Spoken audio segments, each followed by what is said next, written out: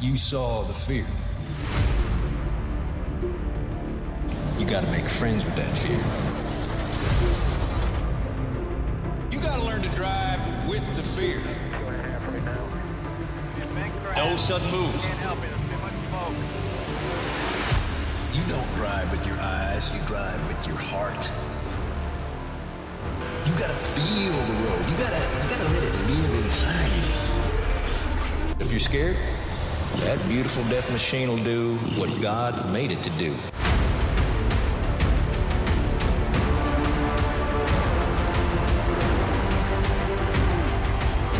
The 16 goes outside. A photo finish at the line.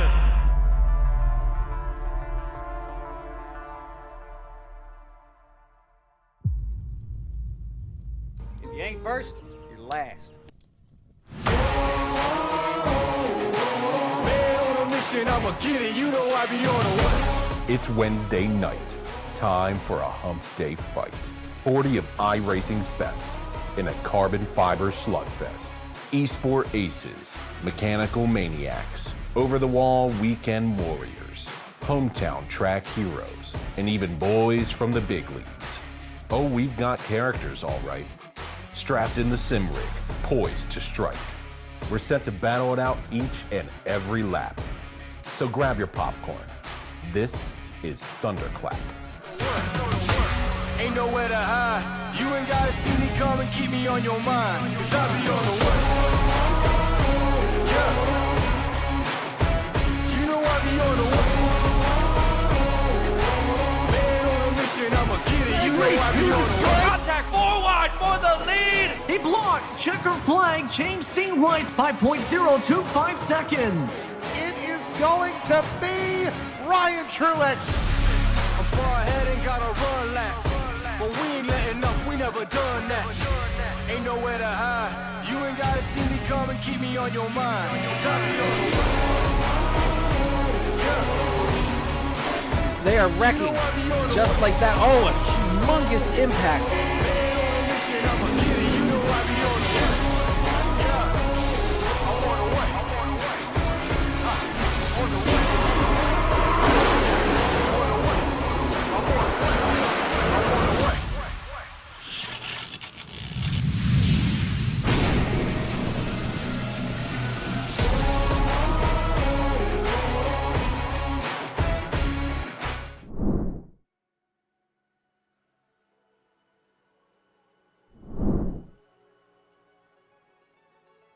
A new era in sim racing broadcasting always begins with a vision.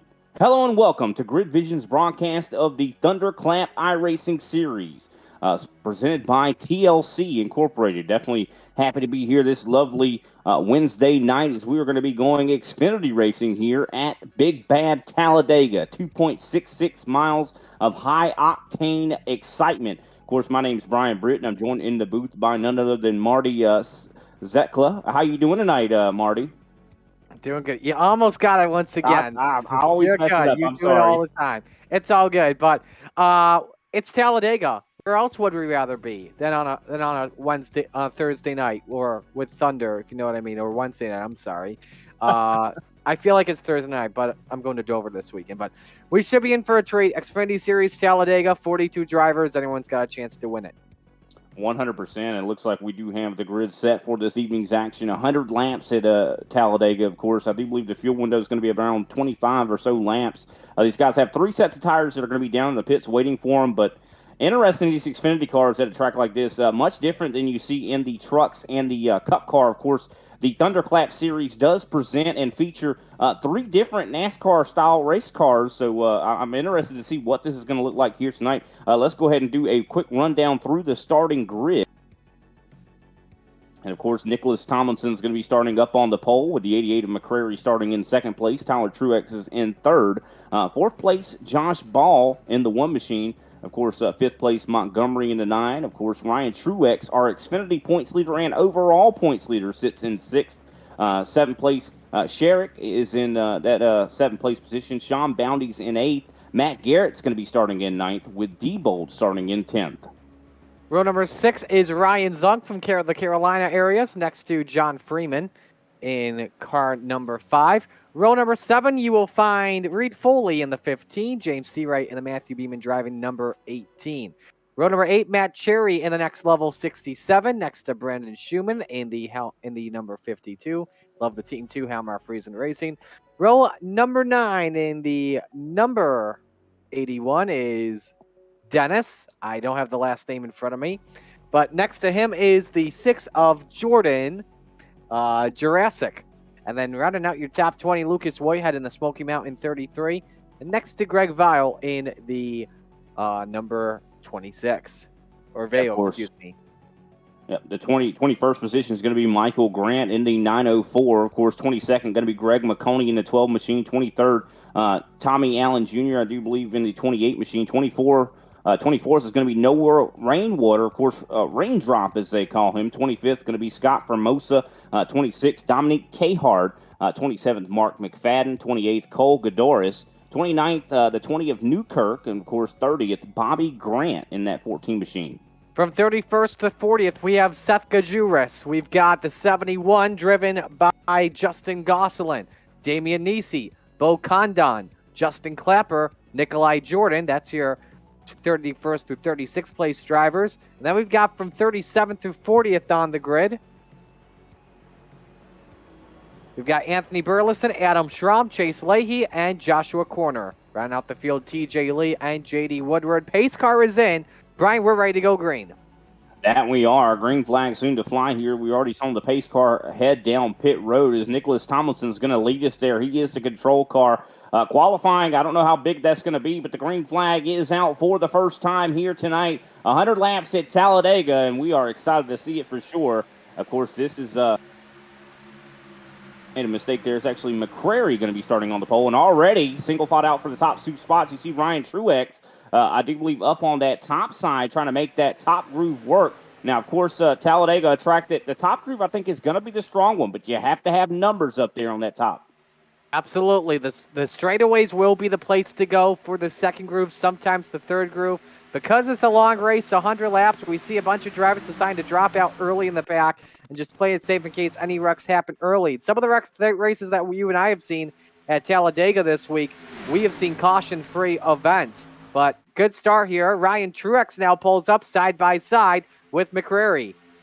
Yeah, definitely some battling already for that lead. And you speak about, Talladega. We've seen some races that have gone caution-free. We've also seen, some accidents. Of course, this is a race car that is much different than what we've previously seen. Now, a lot of times you see in the next gen in the truck bump drafting. You're not going to see much of that here in this Xfinity car. This car really, I'd say, it really prioritizes and encourages you to almost use that cushion, the air cushion, if you will.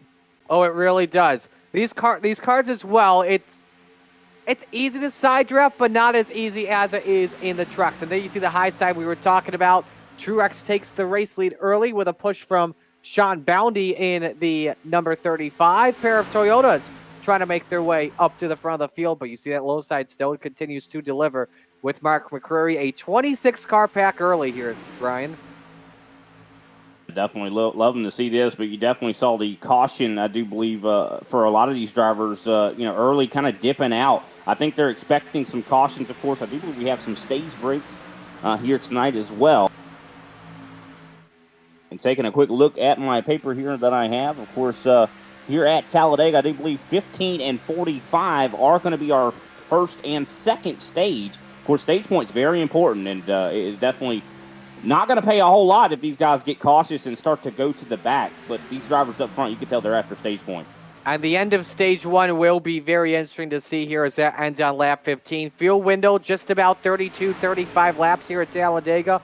And it brings up an interesting strategy. Do you take tires or do you go fuel only in this one after lap number 15? Will be interesting to see how this race goes. I would probably expect just about 3 pit stops in this. Yeah, that probably is going to be probably key. Maybe you can make it to, I don't know. I mean, just considering this is a 60% fuel tank that these guys have on these Xfinity cars, so I would expect maybe around that 30-lap mark is where that fuel will run out. Correct. So I have to wait and see how that kind of all plays out. Yeah, you're right. I apologize. I did not see the 60% fuel limit on the iRacing. But it's probably gonna. It will definitely then be more than 3 pit stops here. Probably like 5 at least for some drivers. So you'll see a pit stop likely between stages 1 and 2. Here's a race for the lead. Meanwhile, John Freeman tries to get that third line to work with a push from the 15 of Reed Foley. Yeah, I think it's working too. Looks like that top group has definitely got a lot of momentum there. They're actually able to, I do believe, secure the lead for just a second. It's going to be a drag race to the line between, I do believe, Freeman and Ryan Truex. Truex moves up to the middle group. A lot of guys switching lanes here. Of course, Ryan Truex known for his real-life racing acumen as well, as we still are 3 wide for the lead in the middle of 1 and 2 as they head onto the backstretch. What a race this is. I mean, if it can stay this way the whole race, I'll tell you what, we ain't going to have lack of stuff to talk about. Oh, yeah, absolutely. 3 by 3 by 3 down the Alabama gang super stretch. You could turn this into an Oklahoma land rush if you wanted to, in the words of Ken Squire. As you see, the number 5 of John Freeman cut in front of Ryan Truex. Advantage to the low line as McCreary takes the lead with the help from Josh Ball, correction. Yeah, of course, McCreary has been one of the guys that has been in contention all season long. He's been one that no matter what car he's been in, he's been really, really fast. But, of course, the only person in this series that has won in all 3 style of vehicles has been Ryan Truex, and he is right now in that middle groove. Now, one thing about Talladega, no matter what car you're in, if you're on that top groove, there is no escape when something goes wrong. So the guys on the bottom, I think they're playing a little bit safer. They do have that escape route going onto the apron. Oh, absolutely, and that's only on the back straightaway. Turn 4 can be tough to do from time to time, but we're seeing here Foley get away with the advantage for right now. Jurassic with the nice push, and now Foley tries to come down 2 lanes. Close call in front of McCreary, but Foley clears. He started 13th. He's up to the lead early. That's what I like about Talladega. You can come from the back and make your way up to the front in a matter of time. Oh, 100%, and of course we saw Foley kind of almost looked like he had a parade behind him, like they were all there to honor him, but he dropped down in front of McCreary. McCreary gave him a little bit of a bump. That could have definitely ended poorly, but luckily they were able to keep it straight. Of course, we talked about it. You don't really want to touch bumpers in these race cars, and I think it's because they're not as, I'd say, as good at pushing as some of the other race cars. Trucks, you could do it easily. Next gens, very easily. You can actually push the pusher in those race cars, not so much in the Xfinity. You see a little bit of wiggling up on the top side. I do believe that's the 83 of Sherrick up there on the top, trying to stay behind that 6 machine of Jurassic. But now I'm starting to see someone else as well. A lot of drivers starting to try and accumulate the low line at the moment. Just play it safe than sorry with it being a long race scheduled for 100 laps today. But obviously the thing is here, though, that some of the drivers are dealing with stage points on the line. So I would not be surprised if we saw the first 4, 5, 6 throws when we get to lap 14, 15, go 3 by 3 by 3. Everyone else be single file behind just to be safe than sorry. Oh, look at that. We see Freeman trying to maybe make some room there on the bottom. He's having a little bit of a blinking issue right now. This is the worst place for you to have something like that happen. It definitely inspires, I'd say, a lot of fear in a lot of the drivers behind him. And it looks like Ryan Truex has decided to get out of there. Of course, he started close to the front. He is now falling all the way back to 19th position as looks like Foley going to be trying to give some big pushes to Ball. Now, of course, Ball has proven to be one of the strongest drivers all season. He's been so consistent in about every car he's been in. Of course, I do believe he was the points leader not long ago. Yeah, second in the standings, coming on in 65 points behind Ryan Truex. However, though, on Josh Ball's end, he is still looking for that first win of the season. His best finish was second. That came last month in the next gens at the Phoenix Open Dogleg. Yeah, he's been so consistent, but has not, I do believe, attained victory lane. But he has been so close. Whether it's been on the dirt track there at Eldora, I mean, he's been really close every time he's been out there. I mean, he's been so consistent. But I mean, I think that he's gonna need is gonna be able to get that victory, and I think he's due for one. Maybe Talladega's the time he gets it. Could possibly be. When we look at the super speedway races that we've been to this season, at Daytona, though, he led 28 laps and finished in 5th. So he does have a good chance at it if he can keep his nose clean and avoid the big wrecks that we'll see later on in this race. Yeah, usually with Talladega, it's not a matter of if it's going to happen. It's a matter of when.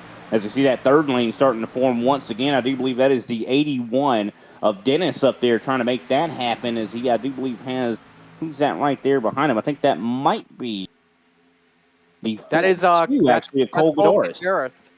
Yeah, that is Gutierrez in the number 42 ride. He's in the 10th position. But that third line started to not cooperate when Freeman was blinking, so everyone decided, you know what, let's be safe than sorry. Freeman dropped out from the top 5, top 10 of this pack. That third group starts to be a factor here. Expect that third group to be pivotal late in this race. Yeah, I definitely agree. And, of course, so, Freeman kind of dropping back as far as he did. I think this is going to be a lot of these drivers are not going to be willing as much to work with each other, especially after last week in Martinsville. We saw a lot of cautions at Martinsville, and a lot of drivers were kind of upset with each other, and that can lead into a little bit of button heads at Talladega. I mean, this is a track that you have to rely on other people, and if those other people, maybe feel like they were wronged at a race prior, they might not be willing to work with you. Yeah, but the thing is here as well, you and I talked about this on Sunday when we did Global Racing Truck League, Brian. It's like a reality show when you come to Talladega. You got to figure out who your dancing partner is going to be at the right time. It may be your rival if you want a chance at winning this race, but if you decide to dump your rival too, you could possibly dump yourself out of a chance to win. And we do see a lap car, I do believe, just gone a lap down, kind of having a major blinking issue. Yeah, that's Justin Gosselin in the number 71. Not a good start for the GRD Racing ride. We just saw one up in the wall. I think that was Gosselin as well, just trying to get out of the leader's ways. Yeah, good thing they weren't 3 wide when he came through, because, they were for a moment there. It looks like we're going to go back 3 wide as Durasic's up on the top. 3 wide once again for the lead. He's got the help of the 35 of Sean Boundy. These guys are wiggling all over the place. Yeah, currently leaves the 15 of Foley stuck in the middle, but it's 3 by 3.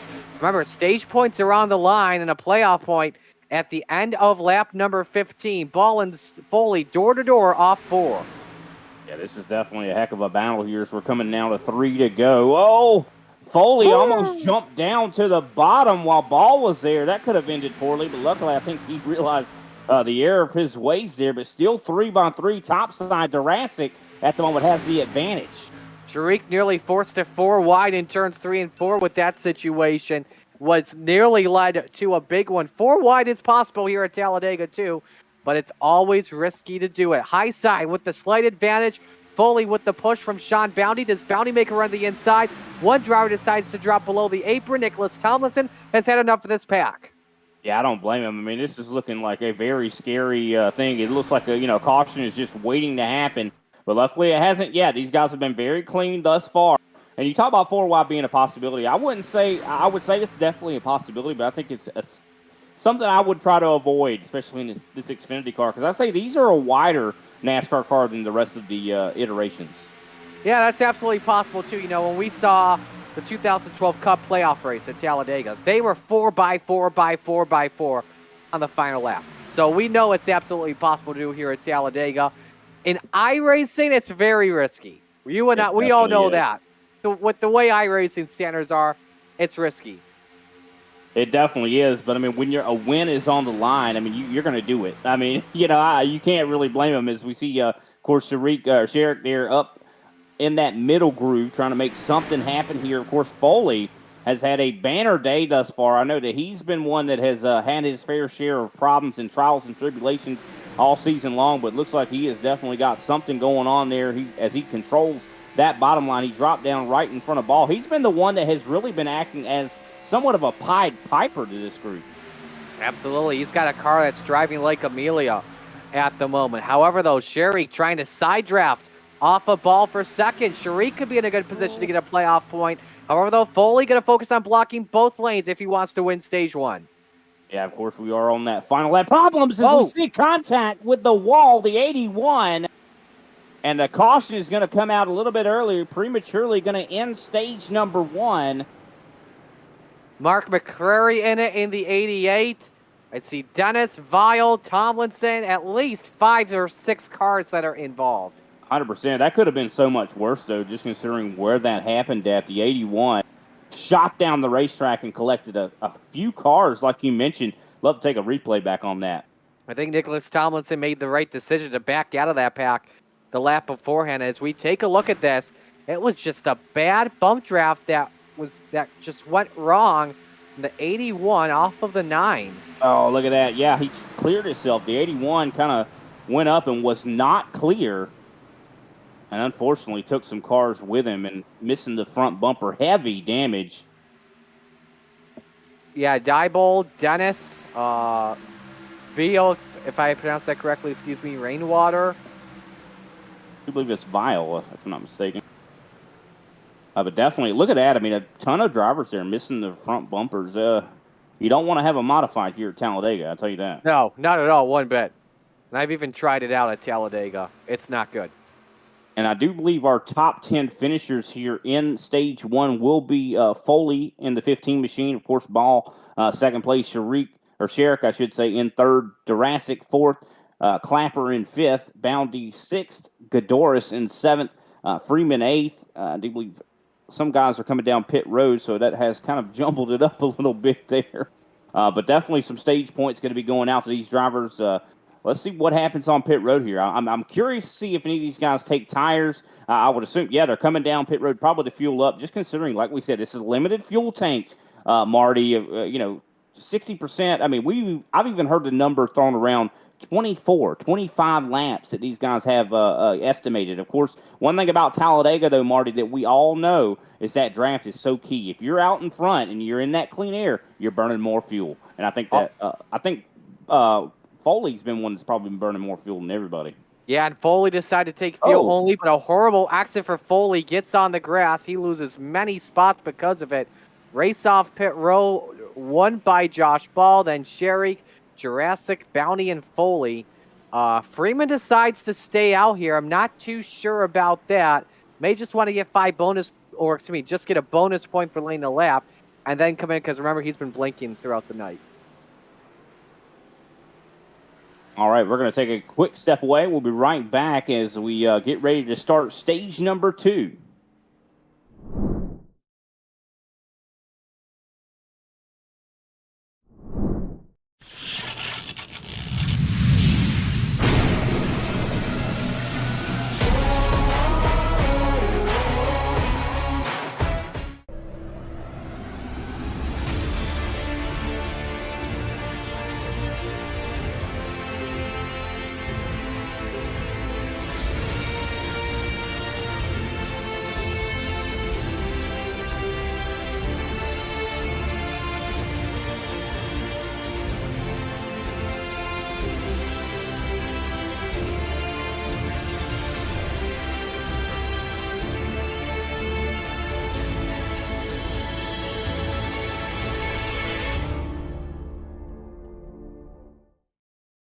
Hey, Bob Carr here at TLC. Take a look at some of the specials we're running at TLC right now. Hey, Bob Carr here with TLC. Storms are in the forecast, so if you have a problem with water standing in your yard, in your basement, now's the time to give us a call here at the office at 410-721-2342. We'll be glad to provide you with a free, no-obligation drainage proposal for your property. Give us a call here at the office at 410-721-2342 or hit the link below. We'll respond back to your email, set you up for a free, no-obligation quote for your drainage needs. Let's solve that once and for all. Hey, Bob Carr here with TLC. Now's the perfect time to have your landscape lighting system tuned up for the upcoming summer months. Give us a call here at the office at 410-721-2342 and let's get you some light out there.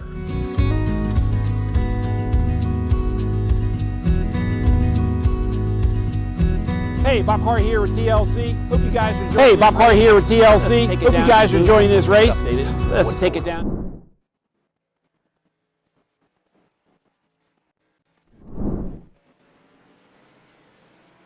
Welcome back, everybody, to Grid Vision. Of course, you're catching us under our Eagle Woods Creation caution flag. Of course, do want to give them a quick shout out before we go back green here. Eagles Wood Creations, I should say, is your one-stop shop for your laser engraving needs, from wood to acrylic, custom signs, earrings, keychains, coasters, and much, much more. Located in West Creek, New Jersey, but shipping nationwide. Items can be purchased and custom made via Etsy or through their website, eagleswoodcreations.com. Follow them today on Etsy, Facebook, and at Eagle Woods Creations on Instagram. It looks like we're on the backstretch getting ready to go back. Green flag racing, of course, Sherrick, the 83, up in front, of course, side by side with Scott Formosa. These guys are going to, of course, be the leaders of the two separate lanes, but, of course, it is not as simple as that, Marty, considering we've seen 3 wide essentially this whole time. And to me, I feel like it's very surprising that we've been seeing 3 wide, 3x3x3 this early. But when you have stage points that are on the line, trying to get as many points as possible towards if you make the playoffs or not, could be pretty vital. Yeah, definitely could be. Every point is going to definitely matter. Of course, we did see a huge accident that kind of just took place involving 5, 6, 7 cars there. Of course, I do believe the only person that is a lap down, though, at the moment is the 81 of Dennis. So it looks like everyone else trying to see if they can't repair the car and get back out there.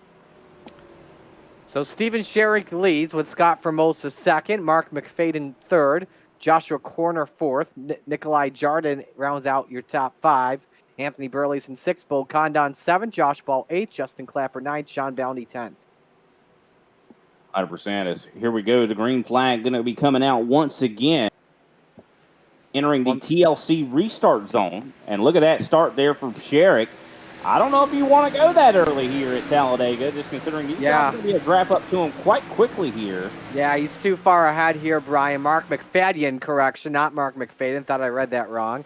But McFadden's going to get a huge toe off of Sherrick. He can try and make that slingshot up to the outside for the race lead, but he's got to make sure that Formosa works with him in that number 80 ride. We'll see what happens down the back, and there goes McFadden to the top shelf. Yeah, definitely. He is going to be going up to the top. That's why you don't go that early here to a track like Talladega, but it did also kind of spread the field out a little bit here. So we'll have to see how that kind of plays out. Of course, we saw a lot of 3 wide in that first stage. Of course, this second stage goes to lap 45 to 46. It looks like, for the most part, this is quite a lot tamer than we saw in the first stage. Which is what this means here as well here. We're going to see some strategy in this stage laying the going, because most likely the drivers will have to pit in stage number 2 if it goes green throughout the entire way. Yeah, it really depends on what the estimated fuel is. I mean, just considering, I think it's going to be where you're at. Mark McFadden, of course, he is up in the front. He's going to be burning the most gas. We do see some guys that are up on the top side. We kind of discussed this previously in another race. The guys that are a little bit towards the middle and top line, they're actually burning more gas, considering that's a long way around the track. Absolutely. Something crazy I'm looking at here, too, Brian. There are 7 drivers in the top 10 at the moment that are up at least 20 spots for the drop of the green flag, like McFadden and Formosa, Corner, Jardin, Burleson, Condon, and Gajoris. Apologies.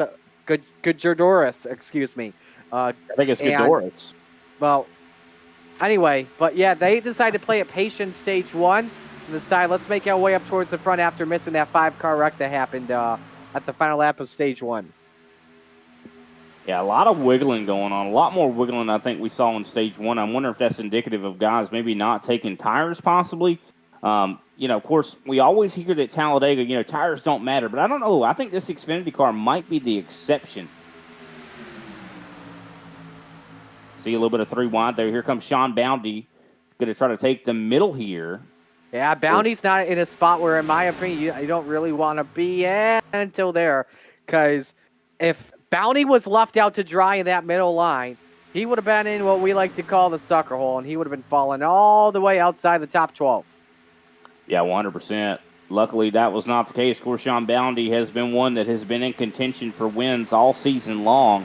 And I think he's actually gotten one this season as well, so he's no stranger to being up in the top 5. So, of course, he has a lot of experience. But Scott Formosa, another one is always in contention. I'll tell you what, you love this ThunderClap series just considering they always, they are all talented. I mean, and one thing a lot of people don't realize about this series, of course, we're so lucky that Grid Vision is able to call these guys, because a lot of these drivers they are actually involved in actual NASCAR. I mean, a lot of pit, tire changers and all sorts of things, Marty. Yeah, when you look at some of these guys here, obviously Ryan Truex races with Joe Gibbs Racing from time to time in the Xfinity Series. Tyler Truex is also in the field. He's a short track driver out of the Northeast. You got pit crew members, managers, Nikolai Jardin, is a part of NASCAR as well. A very cool league to be a part of here. 100% as we now complete or get ready to complete lap 23 here. Scott Formosa is in the lead for now as McFadden now going to be dueling it out on the backstretch. He, of course, is being pushed by Sherrick in the 83 machine. And what a race we have seen thus far. I'm wondering how many more drivers are not going to make it to the end of this thing. Usually when you come to a track like Talladega, a lot of times half the field doesn't make it to the end, just considering, I mean, you're going 200 mile an hour. When you have contact at those kind of speeds, you usually don't drive away from it. Yeah, and I was actually about to go this route here, too, because I think the reason why we're seeing a lot of drivers double file and not a lot of side drafting at the moment is because of what happened at the end of stage 1, that accident. There's no quick repairs in this series. It is a long race for the drivers here. As I mentioned, 100 laps. We're about to get through a quarter of this race. And so I think the idea of the drivers here, let's just keep it double file. If the lane's working, it's working. If it's not working, oh well. 100%. And, of course, a lot of these drivers don't want to head to that garage. And of course, some people are going to head to that TLC garage. And if they do, of course, we want to remind you that TLC Incorporated is the title sponsor of ThunderClap iRacing Series, as well as our garage area. All of TLC's garage floors come with a lifetime warranty because of TLC's floors are built for a lifetime. Transform that old concrete floor with a new coat of custom-colored flakes and realize that TLC Garage Floors gives you more. Call 888-PIC-TLC for more information. As we see a move for the lead there, I do believe Scott Formosa drops down to the bottom in front of the 48, but then goes right back up to the top. He's trying to play that Dale Jr. Pied Piper right now. Yeah, risky move by Formosa to drop up top, then go down the bottom. I think two drivers saw that, and they said it was not worth it one bit. I believe that is the 25 of Condon, as well as the, just looking at you correctly, I think that may have been Foley, too.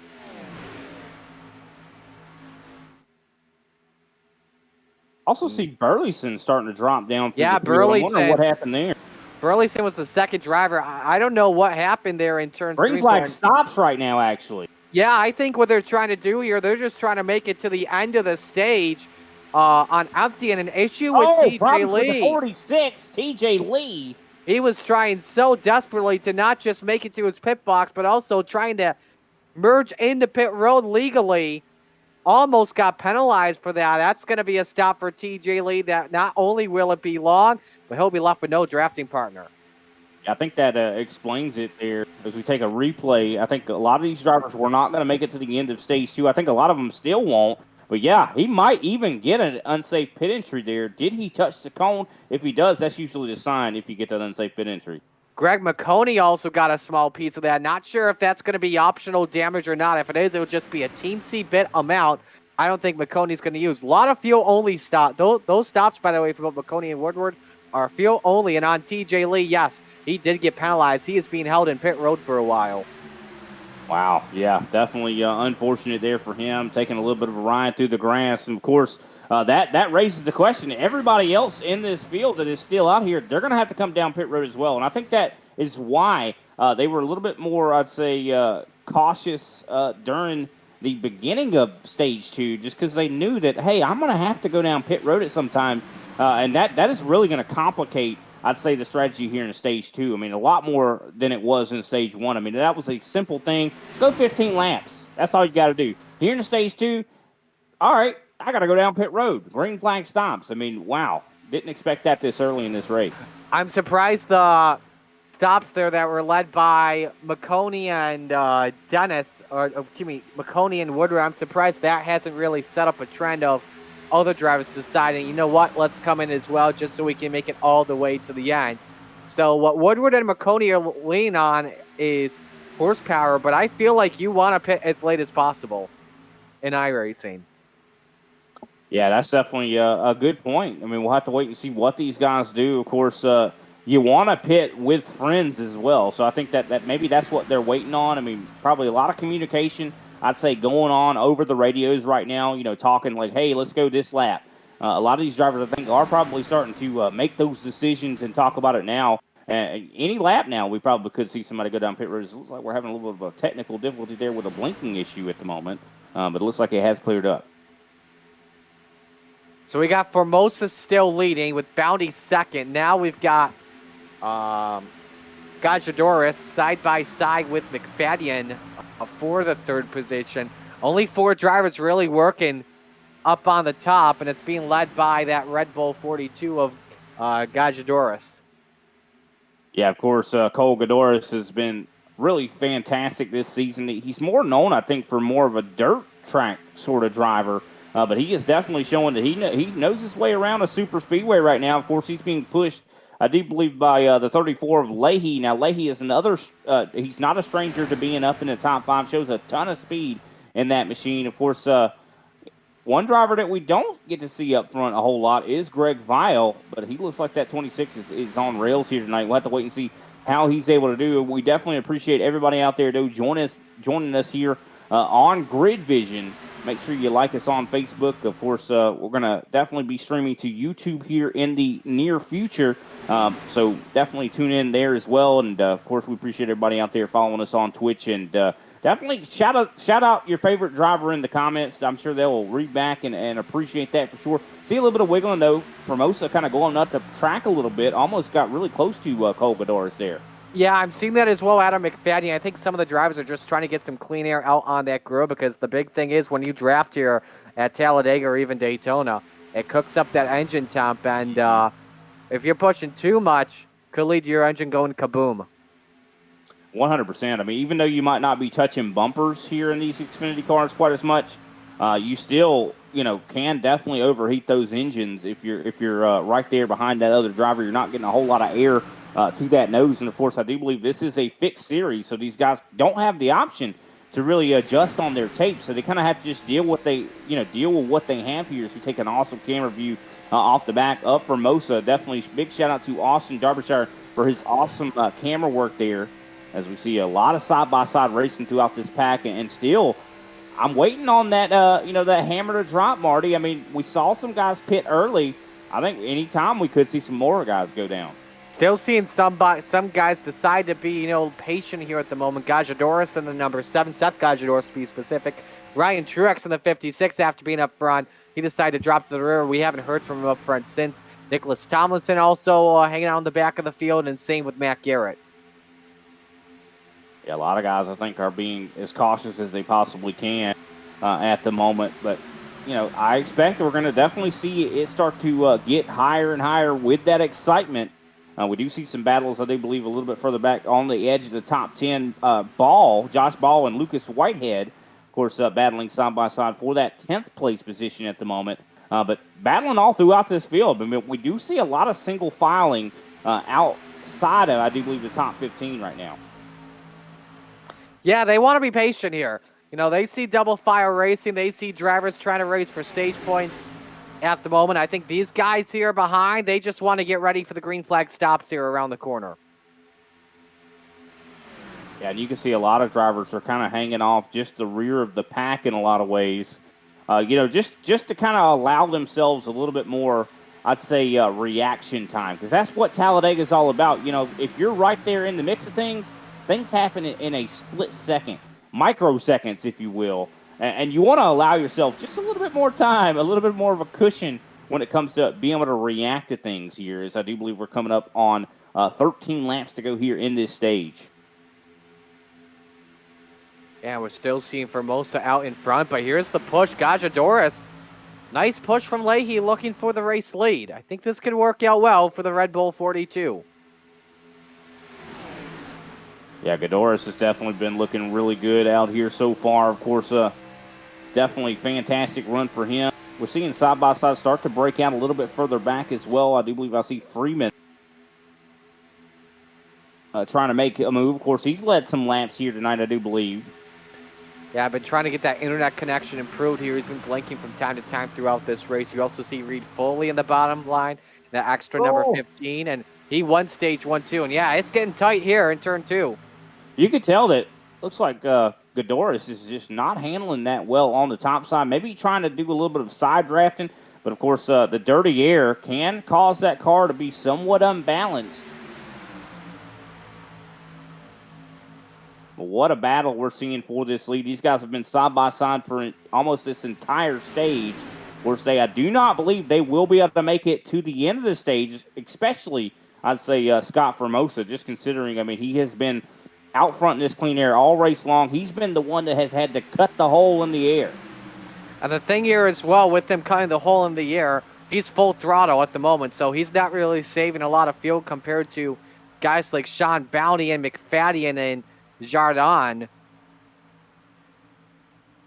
He is using just a little bit less fuel because the guys behind are letting off the throttle like tick after tick after tick from time to time. Yeah, 100%. That's one thing about it. A lot of people try to, I think simplify plate racing here, but it's quite complicated. I mean, you have to, if you're the leader, of course, you can have that pedal down matted to the floor. But if you're right behind other drivers, it's going to be a lot more difficult to do that. You have to kind of lift in order to not spin that driver in front of you. And, of course, you cannot push the pusher. Starting to see a third lane start to form, though. I do believe Foley leading that lane. Yep, Foley looking for a stage 2, but we got drivers in. Sean Bounty, Josh Ball, Matt Cherry, Grant and Schramm. A lot of drivers peeling off at the same time. And you can tell this is definitely almost like synchronized in a lot of ways. A lot of these drivers, I'm sure, plan this out. They want to stay together. Still 3 wide, though, towards the front of the field, as Cole Godoris at the moment is the leader. But still side by side, though, as we see, I do believe Leahy trying to maybe vie for the lead in the middle groove. We see Foley, who's been making that third groove work. He's been fast all night long. What a push from Freeman. That puts them 1-2 at the moment, but Freeman not able to clear Gajadoris yet. He could now, which he does. I think they're trying to get themselves ready for pit road possibly soon. Yeah, definitely. Here comes Cole. I do believe Godoris. Cole Godoris is going to be coming down pit road. Locked him up. With Greg Vial and Sherrick. Mark McFadden also coming down. A lot of lockups here. Wouldn't be surprised if there's some flat spotting that could lead to some drivers having to take 4 tires. Yeah, but as of right now, for everyone, it's gas and go at the moment. 100%. And you called it, though. The majority of the drivers, I think, waiting as long as they possibly can to come down pit road. That seems to be the call to make. I mean, I kind of don't understand it as much, though, just considering I would want to spend as less time on pit road as I possibly can. So I would come down. I would have thought to come down early so you don't spend as much time down there. But it seems like other drivers maybe have different thoughts in mind. Maybe they're taking less gas, just a little bit of just a little bit of gas just to make it to the end. And here comes some more drivers down pit road. Foley, Freeman, Leahy. Of course, Lucas Whitehead still out there. Michael Grant. Some more lockups, though. Ooh, Freeman having some issues. Oh, there goes the 34 of Leahy. He spins out on pit road. Won't bring a caution out as we stay under the green flag. Is he going to try and pit this the wrong way or something? I don't know. I think he was trying to stay out of the way of the other drivers because, of course, when you're near, when you're actually in your box there, or in the boxes, I should say, you kind of phase through other drivers. That's one thing I think the real-life NASCAR drivers wish they had. Now, I will tell you this, too, when it comes to pit strategy. I did see one driver take 4 tires, and that's Brandon Schumann in the 52. Actually, checked that 2 drivers. Grant in the 14 also did 4 tires. Now, it's very risky for them to take 4 tires because you may not have any help, but I think for those 2, they just want to stay out of the way. They don't think stage points are really worth it at the moment. And that could be a good sacrifice, maybe a strategy play just for the overall race, if you will. We'll have to wait and see how that kind of all plays out for sure. Of course, it depends on how long you stay on pit road to fuel the race car. If you take a full tank after burning up all that gas, you could spend up, to 14 seconds on pit road, which no matter what, I mean, that's what you're going to spend when you take 4 tires. So I think maybe that's what they're weighing here. Of course, when you're going around this track at 200 mile an hour, it's kind of hard to set up that pit stop and take less gas. So some drivers maybe just aren't able to do that. That's why it really pays in races like this to have some type of crew chief that's kind of, helping you out as well. Now, I want to tell you something, too, with J.D. Woodward, Greg McConey, and who pitted on lap number 25 and had no issues. They've been able to merge with the guys like Sherrick and Cole Gajadoris and have put themselves outside the top 10. So that strategy has worked out really well for both McConey and Woodward to pit early. Yeah, it definitely has. I'll tell you who's really played this strategy, I think, really well has been Sean Bounty. Of course, he pitted, I do believe, just 5 laps ago. He is in 3rd place at the moment, sitting right there with Josh Ball right behind him. Of course, we see the 67 of Matt Cherry. And I do believe Cherry is also on the same strategy as these guys as well. So it seems like this is going to be the strategy that's going to play well, I think, for stage points, if the top 2 can't make it to the end. Yeah, I think some more drivers are starting to come down pit road. I can tell you, too, no huge penalties right now at the moment, except for, obviously, we talked about TJ Lee when he had the tough entry into pit road, as Lucas Woyhead comes in along with Kyle Newkirk. We'll stop for a moment. Lucas Woyhead was going to be left out alone as Mr. Lonely, so that gives Michael Grant the lead, and I think he'll be Mr. Lonely, too, unless some lap cars decide to come in with him. Yeah, he is at the moment 24 laps on his tank of gas, so he's probably really on the edge of running out of fuel here. Might be coming down this time by. We'll have to kind of wait and see, but he is with a lot of lap cars, like you said. This should give the lead to Sean Bounty. We'll have to wait and see if this 904 does come down. I think looks like he's going to be staying out one more time, so he's got to be really running on fumes here. Of course, I heard that number kind of thrown around. I talked a little bit to Justin White before the race, and he was like, I heard 24. I think that's, that was if you're pushing it really hard and kind of in that dirty air, or clean air, I should say. So I'm wondering how close to that number are we here? Of course, it varies so much when you're at super speedways. You got your pit strategy up here on the board, and you see Michael Grant is the only one pretty much that's yet to pit. Justin Clapper, I guess you could add on to it too, who's currently in the 30th position, and he is actually a part of this pack with Michael Grant. So, but Michael's got to be very careful about when he makes his pit stop here. I think he comes in when the other guy comes in, that being Clapper. It's not going to work out. Grant's going to be left out by himself. Got to come down pit road at some point. Looks like yes. He's going to make it down to speed there, but he's going to be all by his lonesome here, so his gamble did not pay off.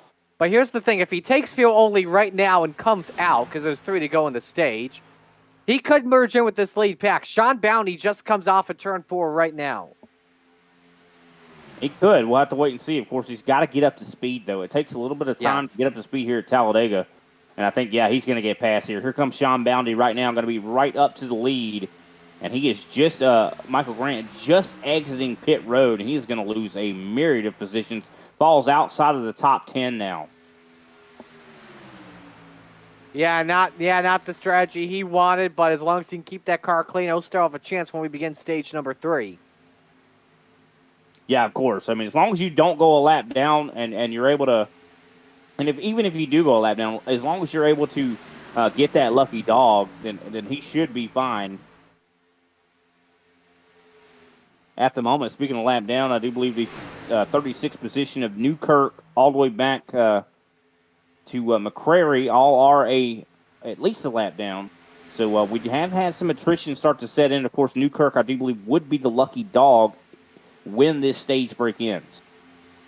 Current lucky dog would be TJ Lee. However, though, Roger Diebold about to go a lap down. That's true, actually, yeah. We do see TJ Lee just went a lap down. So that is changing as we continue here. So drivers definitely going to be trying to fight for that lucky dog spot, as we see a little bit of 3 wide here as well. Leaders approaching Tommy Allen Jr., who's about half a straightaway ahead. But, yeah, you were talking about 3 wide. A lot of drivers working in trains. I don't know if they really want to try and pass each other. However, though, if J.D. Woodward can get up to that top 3 with a push he has from Greg McConey, I think it's on. And they are closing in pretty fast by like 3/10. Yeah, they are. Definitely are. J.D. Woodward, of course, hitting last time by a 50.882. Him and McConey hit the exact same lap time last time by. So they have definitely been looking really quick and are catching up quite quickly. I mean, look at that. Woodward was 7/10, 8/10 faster last time by than that lead group. We'll have to wait and see if they're going to be able to catch up here. They're running out of time as we are on the last lap here for stage number 2. I don't think they're going to make it in time here. Yeah, they won't make it. So now does Josh Ball want to make a move and go for a playoff point, or does he just help out Sean Bounty? I don't know. I mean, we'll have to wait and see. Usually moves at Talladega are made out of turn 4. Keep in mind, Ball and Cherry are teammates, so Sean Bounty is a sitting duck here. That's a good point. And looks like, yeah, you called it. They make the move now. But look, Cherry decides to, teammates. What are teammates? Wow, I don't think I would have seen that one coming. Of course, caution flag doesn't come out until the 10th place car crosses the line, and there it is. Foley does cross the line, and of course, we do have our Stage 2 result. Sean Bounty, your Stage 2 winner. Matt Cherry, second place. Josh Ball in third. J.D. Woodward finishes in fourth. Greg McConey in fifth. Foley in sixth. Schramm in seventh. Sherrick in eighth. Godoris ninth. And Freeman rounds out our top 10 points-paying positions here for Stage 2. And, of course, I do expect a lot of drivers going to be coming down pit road to make sure they get all fueled up. And if you didn't take tires, I'd say during that stage, I'd say now is probably going to be the time. It might be the last time, Marty. Probably will be the last time. With that, I think now will be a great time to take another step away and pay some attention to our sponsors. We'll be right back, ladies and gentlemen.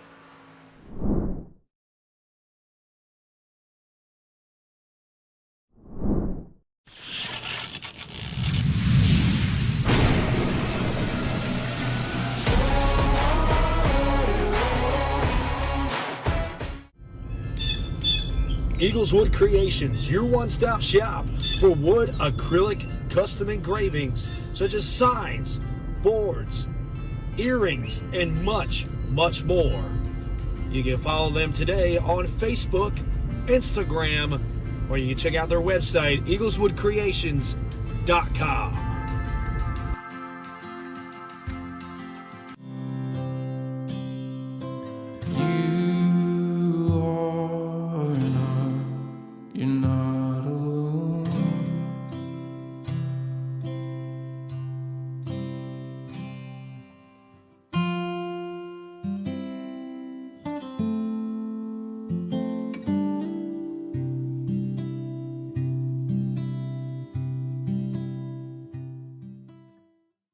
Hey homeowners, you're going to drag your hose through the yard in 2023? There's a better way to water your lawn. TLC Incorporated has been installing custom and professional underground lawn sprinkler systems for over 38 years. Our team would be happy to come out to your property at your convenience and provide you with a free, no obligation quote for a new custom underground lawn sprinkler system for your home. No more dragging the hose. No more dry and dusty patches in your yard. Our smart lawn sprinkler system will efficiently provide water to your lawn all season long with a healthy green grass from your front yard to your back. Click the blue Learn More button below, and the team at TLC can start building the perfect lawn sprinkler system for your home right away.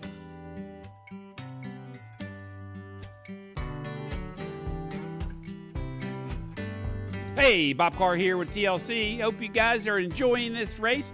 Let's throw it back to the guys in the booth.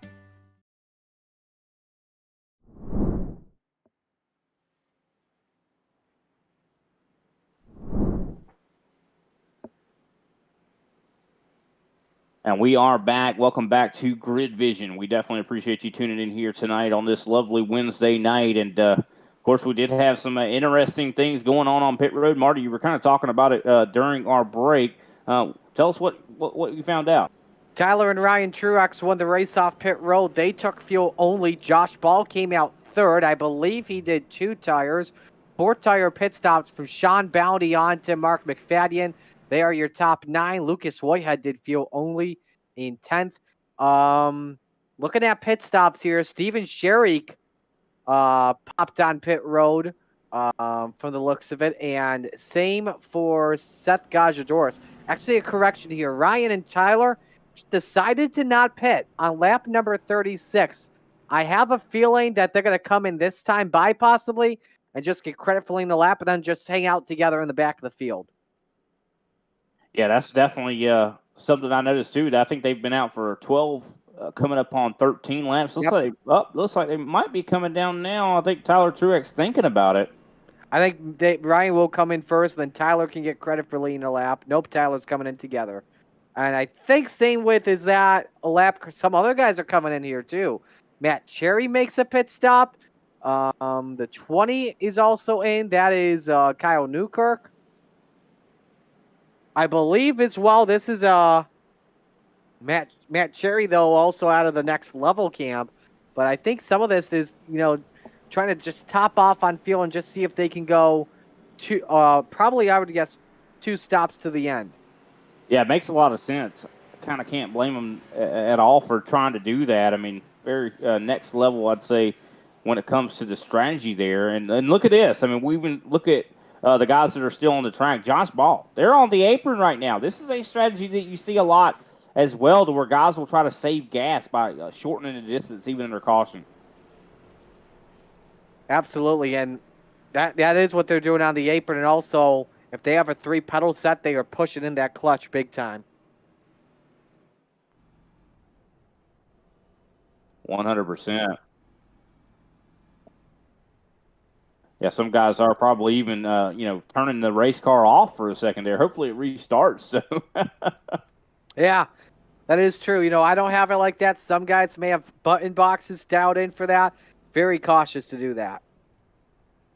100%. As we are on the backstretch, pace car lights are out, and this 60% fuel has definitely, I'd say, added another layer. 100%. I mean, usually I think these guys would have been able to make this the rest of this race on just the one stop, but it's going to be really, really close. And one thing we've seen here as of late, even in the NASCAR race on Sunday, even in some other races that we've called, a lot of the races I've seen here at Talladega here recently, which is quite rare, but it hasn't been rare recently, has been that it has been about fuel. It has been all about gas.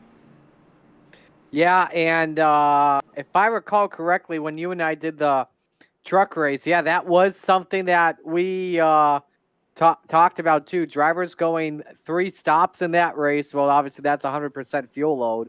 And some drivers fell short of it when they were trying to make it on 2.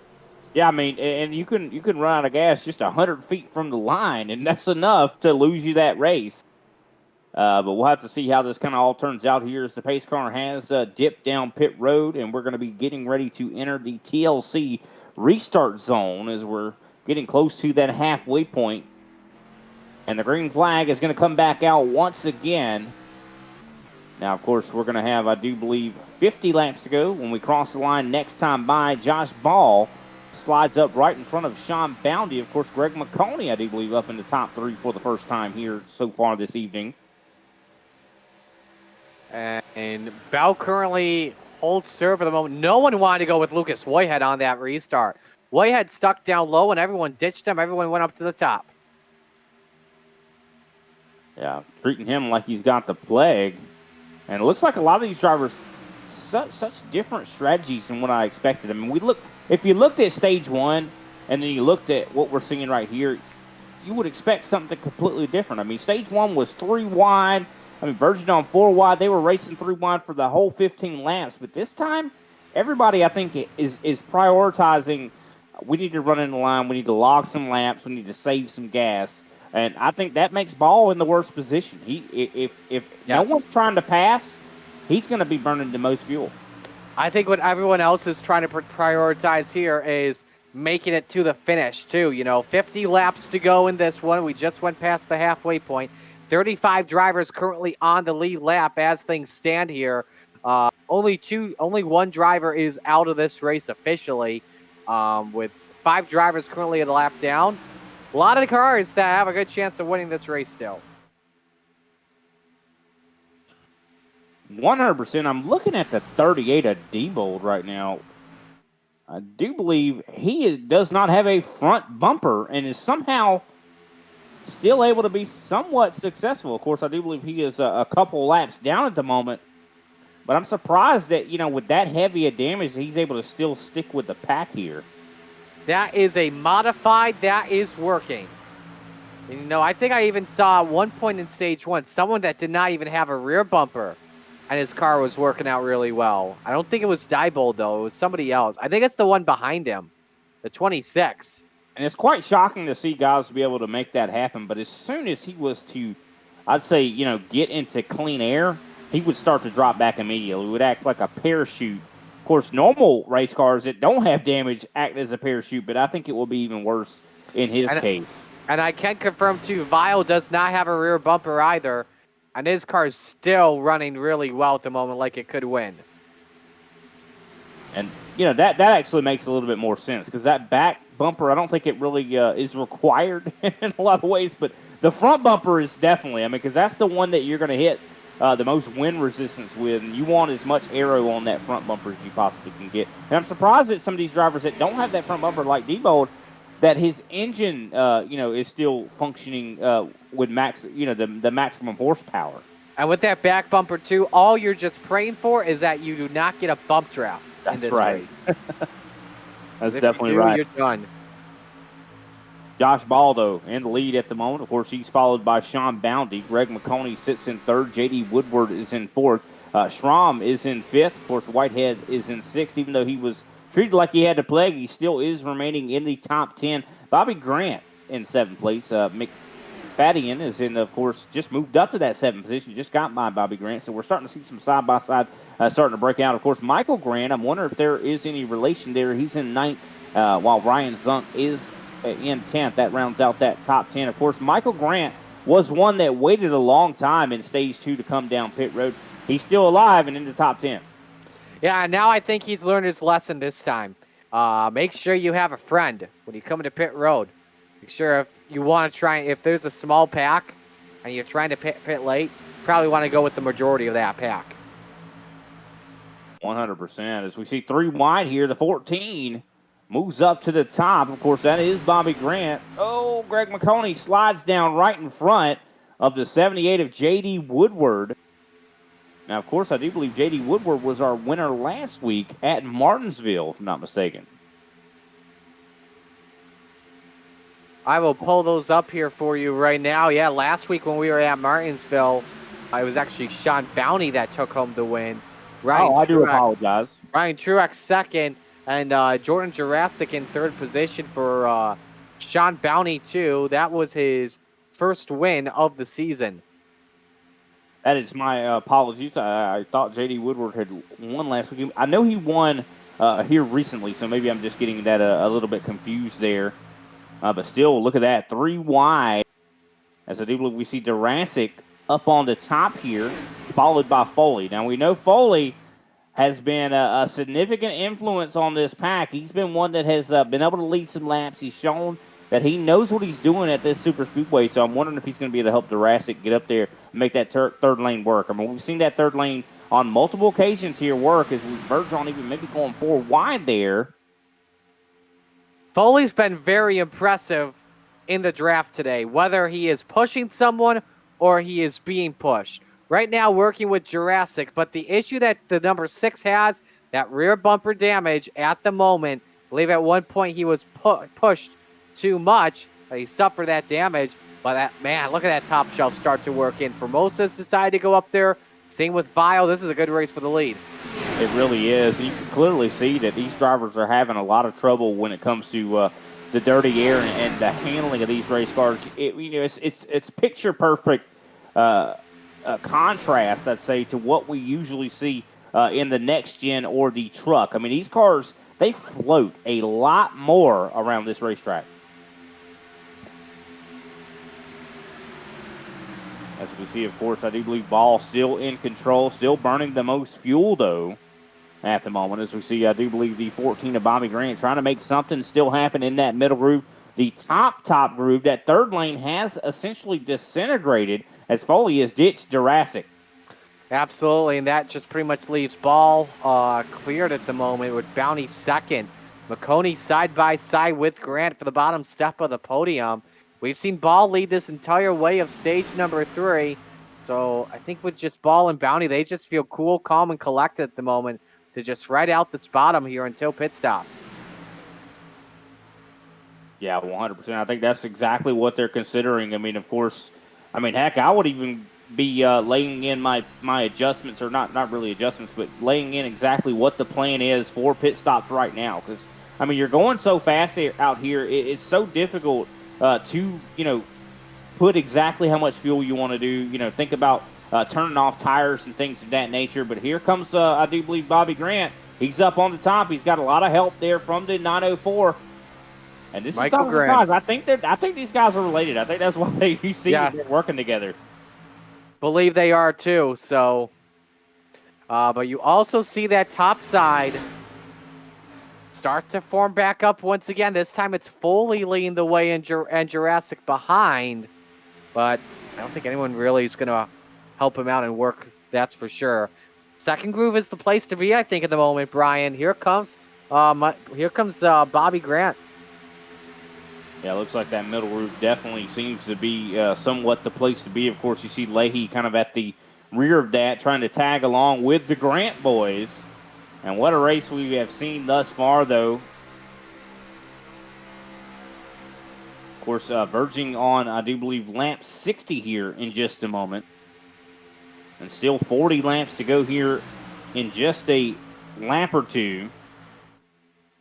Of course, we're closing in quickly on more green flag pit stops. That has been essentially the story of the night. Green flag pit stops. These guys, I mean, how much do you think importance do you put on practicing those green flag pit stops? Because, I mean, I think a lot of people think about a track like Talladega. They don't really think too much about that. And I think that these guys, probably are, if you have maybe neglected that, I think that they have a lot of value on it right now.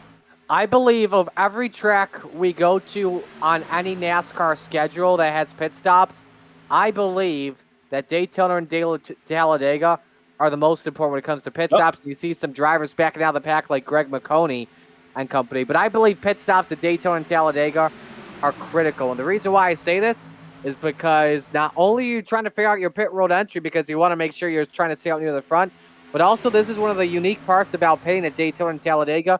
You're pitting with other people, and you're trying to make sure you don't hit them at the same time to get down to 55.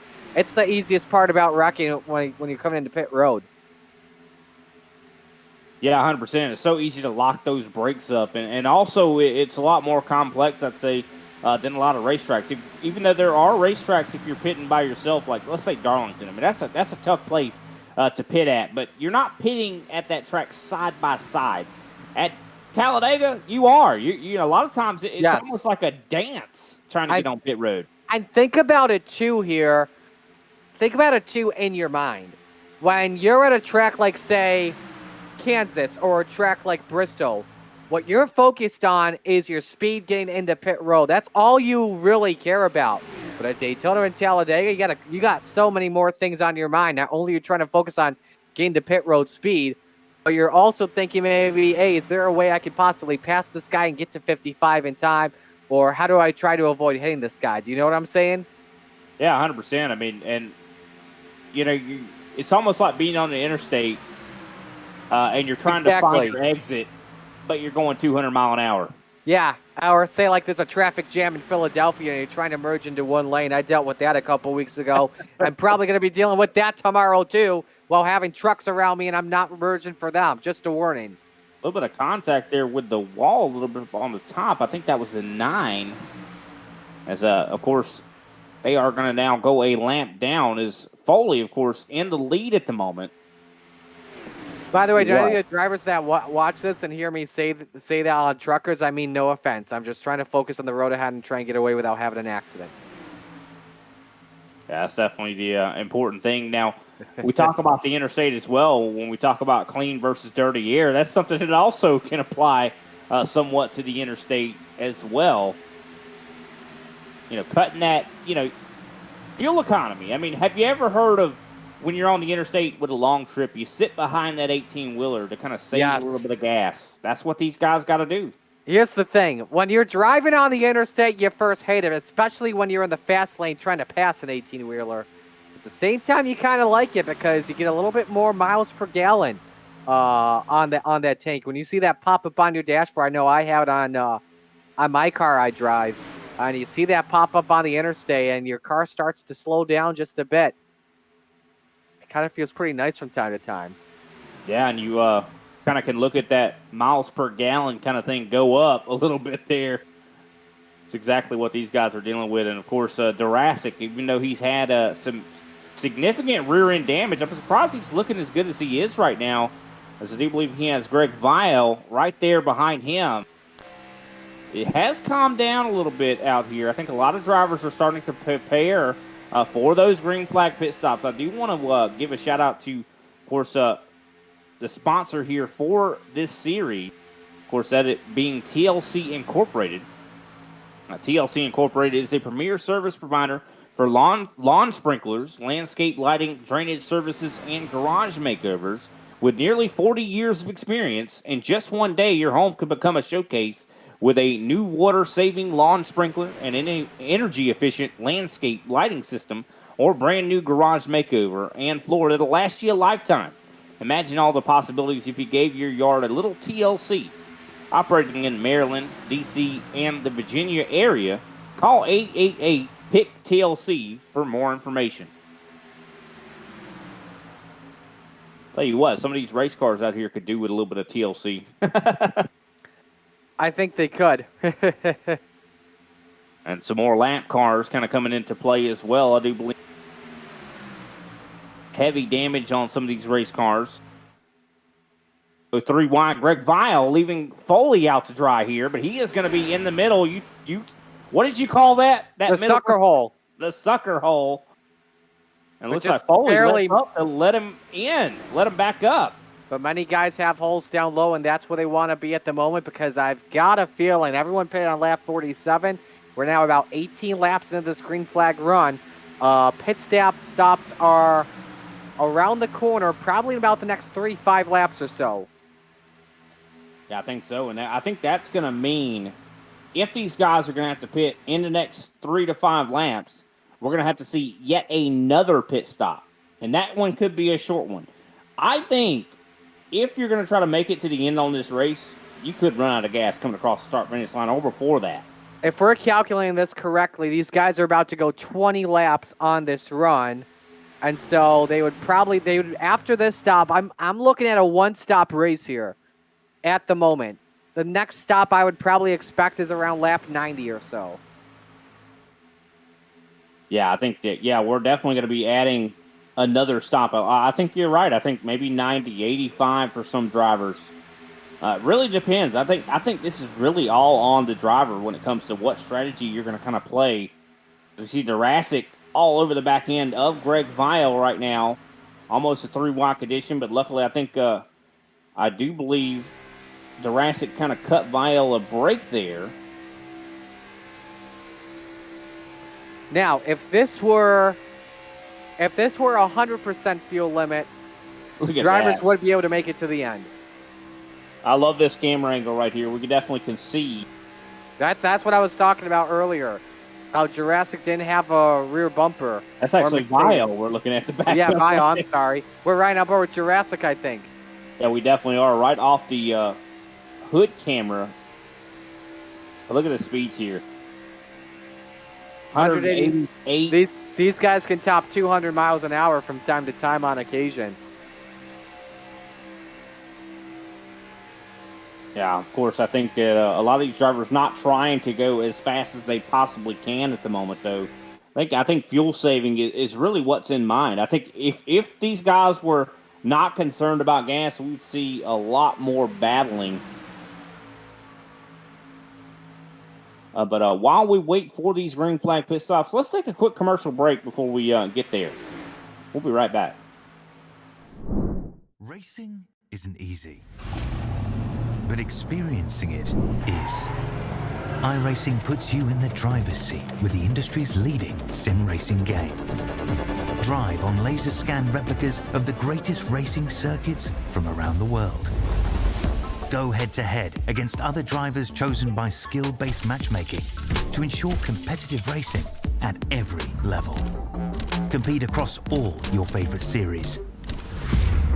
In officially licensed cars, engineered to deliver the most accurate driving experience possible.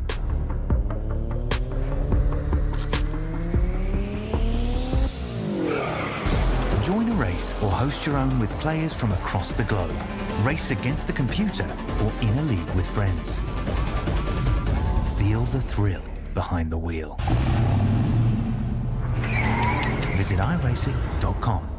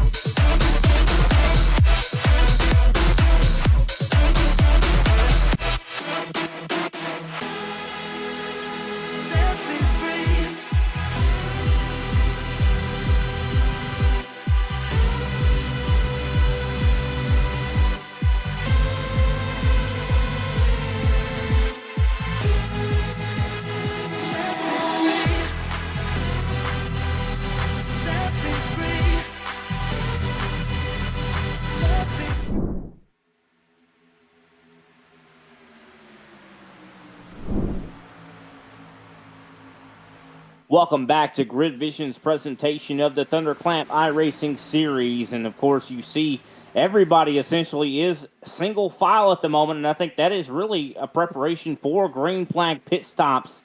71 laps in this race, coming up on 72. Of course, we are entering that zone to where I think a lot of drivers are starting to get really low on fuel, Marty. Yeah, pit stops are around the corner. As you see at the moment, it's a CSX train. 9-car breakaway, too, amongst the front of the field. Then you've got about 3/4 of a second back. Reed Foley, and he leads a train of just about, I guess you could say, 18 other drivers here at the moment. So I think everyone's just getting ready for the green flag pit stop, which will make drivers, let's see here, we're about 25 laps into this run. We should see guys coming shortly. Drivers are starting to pit, though. Matt Garrett, Tyler, and Ryan Truex, though, are already in. So drivers will be about maybe 5-7 laps short. This could be a race of pitting late and doing a splash and dash. Yeah, I think that's exactly what it's going to be. But, of course, it's all going to come down to the pit stop itself. Of course, entry and exit. That's what it's all going to be about. Now, of course, your decisions as well when you are in the box. Do you take just gas, like you said, just maybe just a little bit of splash, get back out there, but you're going to risk, of course, speeding. Here we go. A lot more great immigration here, migration here. Oh, look out, Paul! Did you see that tire mark in the grass there, Brian? 100%. Hopefully he does not get an unsafe pit entry there. He came in fine. I'm just concerned about the speed. Very easy to get a speeding penalty out here for sure. Going from 180+ mile an hour down to, I do believe, 55. Of course, Jurassic right now in the lead with Foley right behind him. And, of course, Jurassic getting hung out to dry out here. Oh, that was close. These guys are so lucky that they phase through each other. Yeah, because, if they didn't, there would be quite a bit of accidents on pit road here in iRacing. So Ball got into pit road just fine, was on speed. However, though, Bounty does beat Ball out, I believe, because of that pit entry. And also a much better stop as we see your top three now make their way into pit road. A little lockup from Foley. Yeah, Reed Foley, of course, Nashville recording artist coming down pit road, has had a quite successful day here so far tonight. Of course, Jurassic in the 6 machine also coming down pit road. A lot of drivers coming down pit road. I'm telling you, I do believe we're going to have a full pit cycle here for the most part. I think my prediction, is Sean Bounty possibly could be the leader. It really depends because he only has one car with him at the moment, which is Ball. Now, they do have a group that is coming up quite quickly behind them, which I do believe is led by Mark McFadden. Just waiting on, actually, everyone is good to go. So Reed Foley, your race leader, but let's watch this merge closely. Bounty approaching them. I think Foley's going to have the lead here. I don't know. It takes time to get up to speed. Here comes Bounty. Bounty's coming up quick. Yeah, he's not going to be able to get up to speed. Look at how significant the speed difference is there. You can even see Formosa was trying to get him up to speed in time, but it just was not enough. And this looks like old school car tomorrow NASCAR right here. So now we saw that run go about 26 laps. We are at 27 laps to go. In my opinion, Sean Bounty is not in a good spot, and neither. Oh, look out! There they go.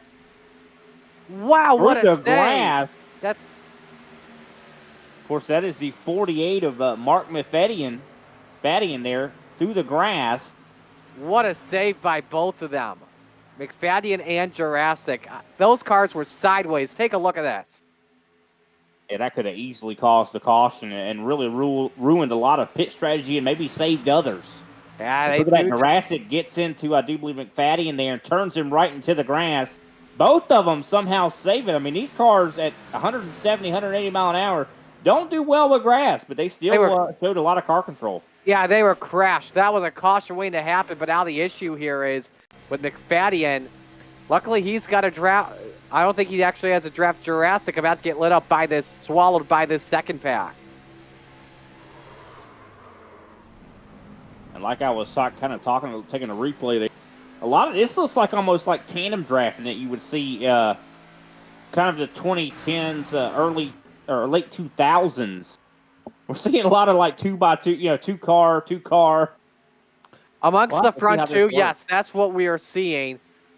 Fifth on back, you're either in a single file line or you are in a huge pack like you are with McFadden on back. This is just wild stuff. This could be where the caution breaks out here. Didn't even see this cluster of race cars. Yeah, look at that. But now here's something you got to keep in mind too. Oh, that was tight there. Here's something you got to keep in mind too when it comes to pit stops. We saw that pit stop happen on lap 47 and a lot of guys coming in at the latest on lap number 72 or lap 73. Remember, those drivers were a little bit slow off the throttle. You know what I'm talking about? Because they were under caution coming back to green. Now they'll be on just about 95, 100% full throttle here. I don't think anyone's going to be able to make the distance. There will be one more pit stop between these drivers, and right now the drivers you do not want to be are either Sean Bounty, Reed Foley, or anyone if you're leading a pack. Well, I'll tell you what, knowing race car drivers, and a lot of these guys have a lot of real-world experience. Oh, caution flag is out. And this is in front, and we see Jurassic around and hard in the inside wall. Greg Vile, I do believe, had an issue as well. Something happened in front of that heavy pack, and it just led to a stack-up. And the caution flag comes out. This is going to provide the opportunity for everybody to come down pit road, and I think this will also make it to where everyone can make it to the end. Everyone is coming into pit road this time without question. You're going to put that tank full of Sunoco fuel, and now you're just going to hope as well that this race does not go into overtime. 100%, but I think this is also going to intensify it quite a bit. Let's take a look back at the replay and see exactly what happened here that caused this caution flag. See Dimebold in the middle here, Jurassic on the bottom. Now, this happens after Vile comes around. I think everyone's just trying to avoid the spinning Vile. Did someone get in the back of Jurassic? Yes, that was Zunk in the 23. And Jurassic had the brakes locked up, couldn't get that car to yaw to the right to try and miss that retaining wall, and hits it head on. Here's another angle. And this is still Jurassic.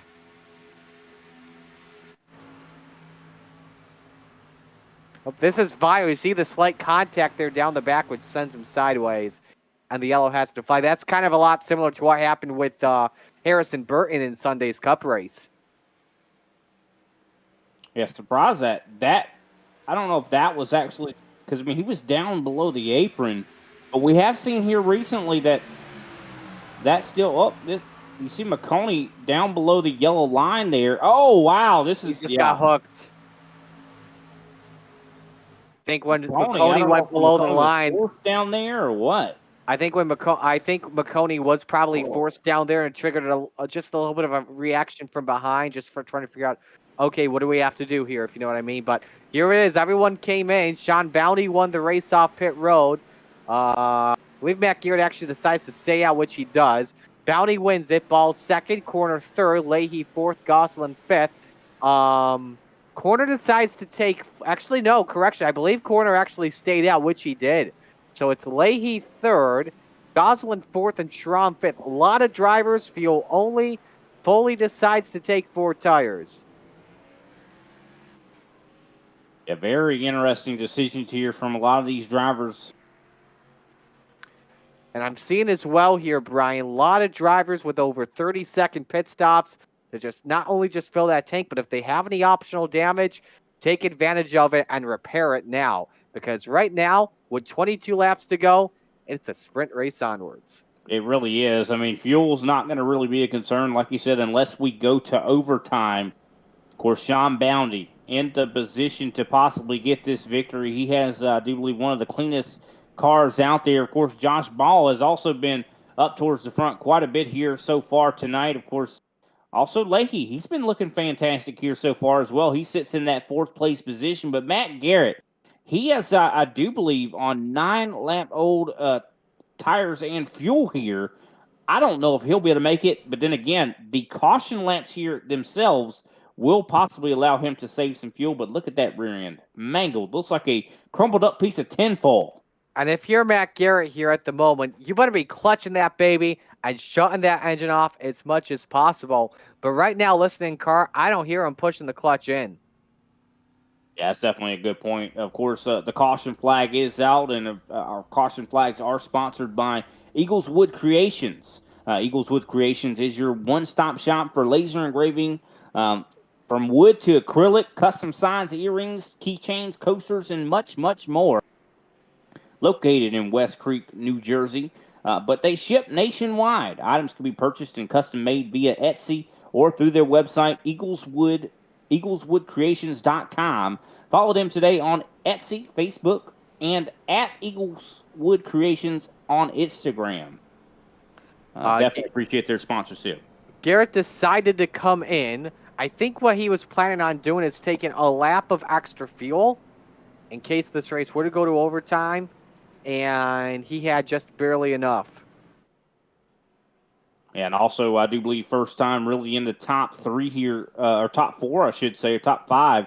I do believe Gosselin there in that 4th place position in the 71. A lot of these drivers that I think were cautious early in this race, Marty, are going to have a huge chance right now. Of course, we've seen Ryan Truex been kind of the winningest driver so far this season. He's out back in 17th, 18th. Talladega is known for first-time winners. I think we might see a first-timer tonight. I bet you here in this situation, Ryan and Tyler Truex are going to make their way from the back to the front together. I think we're about to see a Dale Jr., Martin Truex Jr., Talladega BR-like moment. Justin Gosselin, my apologies there to Justin there in the 71. Yeah, I got a little bit confused there. But definitely excited to see how this thing wraps up. Looks like with the green flag coming back out, I do believe we're going to have 20 laps to go. First, Josh Ball, who has been one of the most consistent drivers all season long, is going to lead us to green. Of course, he's got Sean Bounty up on the top side. Of course, Leahy in the 34. He's going to be starting in 3rd with Justin Gosselin in 4th. Pace car is getting ready to head down pit road. We got a new follower here. Definitely appreciate it. Sandy Outlaw, I do believe. Appreciate the follow. Of course, anybody watching on YouTube, please follow us on Twitch as well. As here we go. Green flag getting ready to come out once again. TLC restart zone. And look at that. Interesting start there from Bounty. As I do believe he is going to slide down in front of Josh Ball. I wonder if they're cooperating, Marty. What do you think? When you look at Bounty and Ball, they've worked together throughout this, I guess you could say throughout this entire race.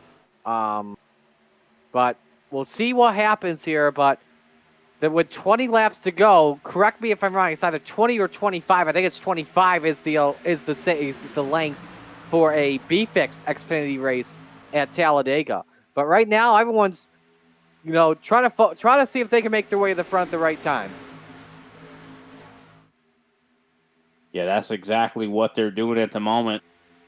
Of course, you're seeing a lot of moving a little bit further back. Cole Godoris, of course, trying to make moves as well in that 42. I know he's had his fair share of problems. We're seeing 3 wide in the mid-pack. Reed Foley leading that middle line at the moment, and Gajadoris, the only one working. I'm surprised that we're only seeing just about 3 drivers work the high side. The third driver I'm referring to is Lucas Whitehead. Now our fourth guy pops up. I think that's Matt Cherry in the 67. We'll see if this middle groove can get to work, and I think it could. Here we go. Leahy on the outside of ball for second. Yeah, what a battle we're seeing here. Leahy, of course, has been one that has been a fixture. Here comes Foley through the middle groove. He has been, like you said, a great pusher and also a great leader.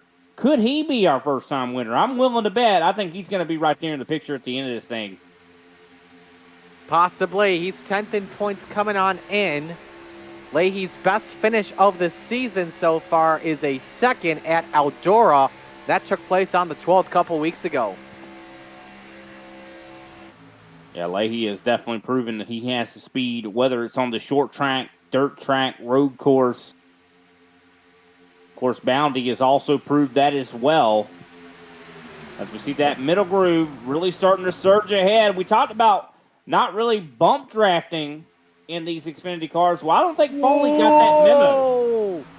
Foley decided to ditch Leahy and take it up the gut 3 wide. That's a risky thread by the 15 to move to 4. Oh, big and he's wiggle just side there. drafting as much as possible. I don't know if it's the right time to be that close to the low line. That's risky, though. It is. Of course, Matt Cherry sticking with him, but gave him a little bit of a bump to the rear end. Got him all kinds of out of sort there. Wow, what a race this is. This is definitely, the intensity is starting to rise. That move from Reed was like Ross Chastain's move at overtime, and that time it actually worked. No wrecks happened, thank goodness. But I bet you a bunch of other drivers are going to try and play the game against Foley to not work with him. Try and get him out of here. I love it how it says extra on the front end of that race car. I'll tell you what, he sure does drive with a little bit of extra something.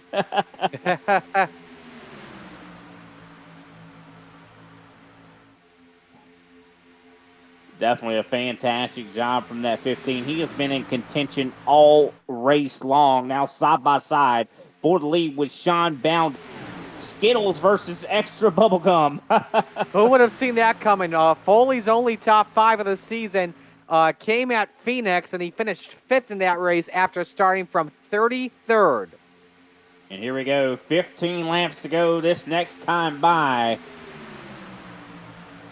Should I say this time by Matt Cherry, not leaving the bumper of the 15, giving some really good pushes. Of course, Cole Godoris, of course, definitely giving some really good pushes as well. See Lucas Whitehead right there in the picture. A lot of drivers that we haven't seen up in the top 10, now up here in the battle. Another one that I haven't really talked about is Nikolai Jardin, I do believe. Yeah, you got that correct. Yeah, Jardin in the 11th spot, started back in 36th. Could be playing this one right in this one.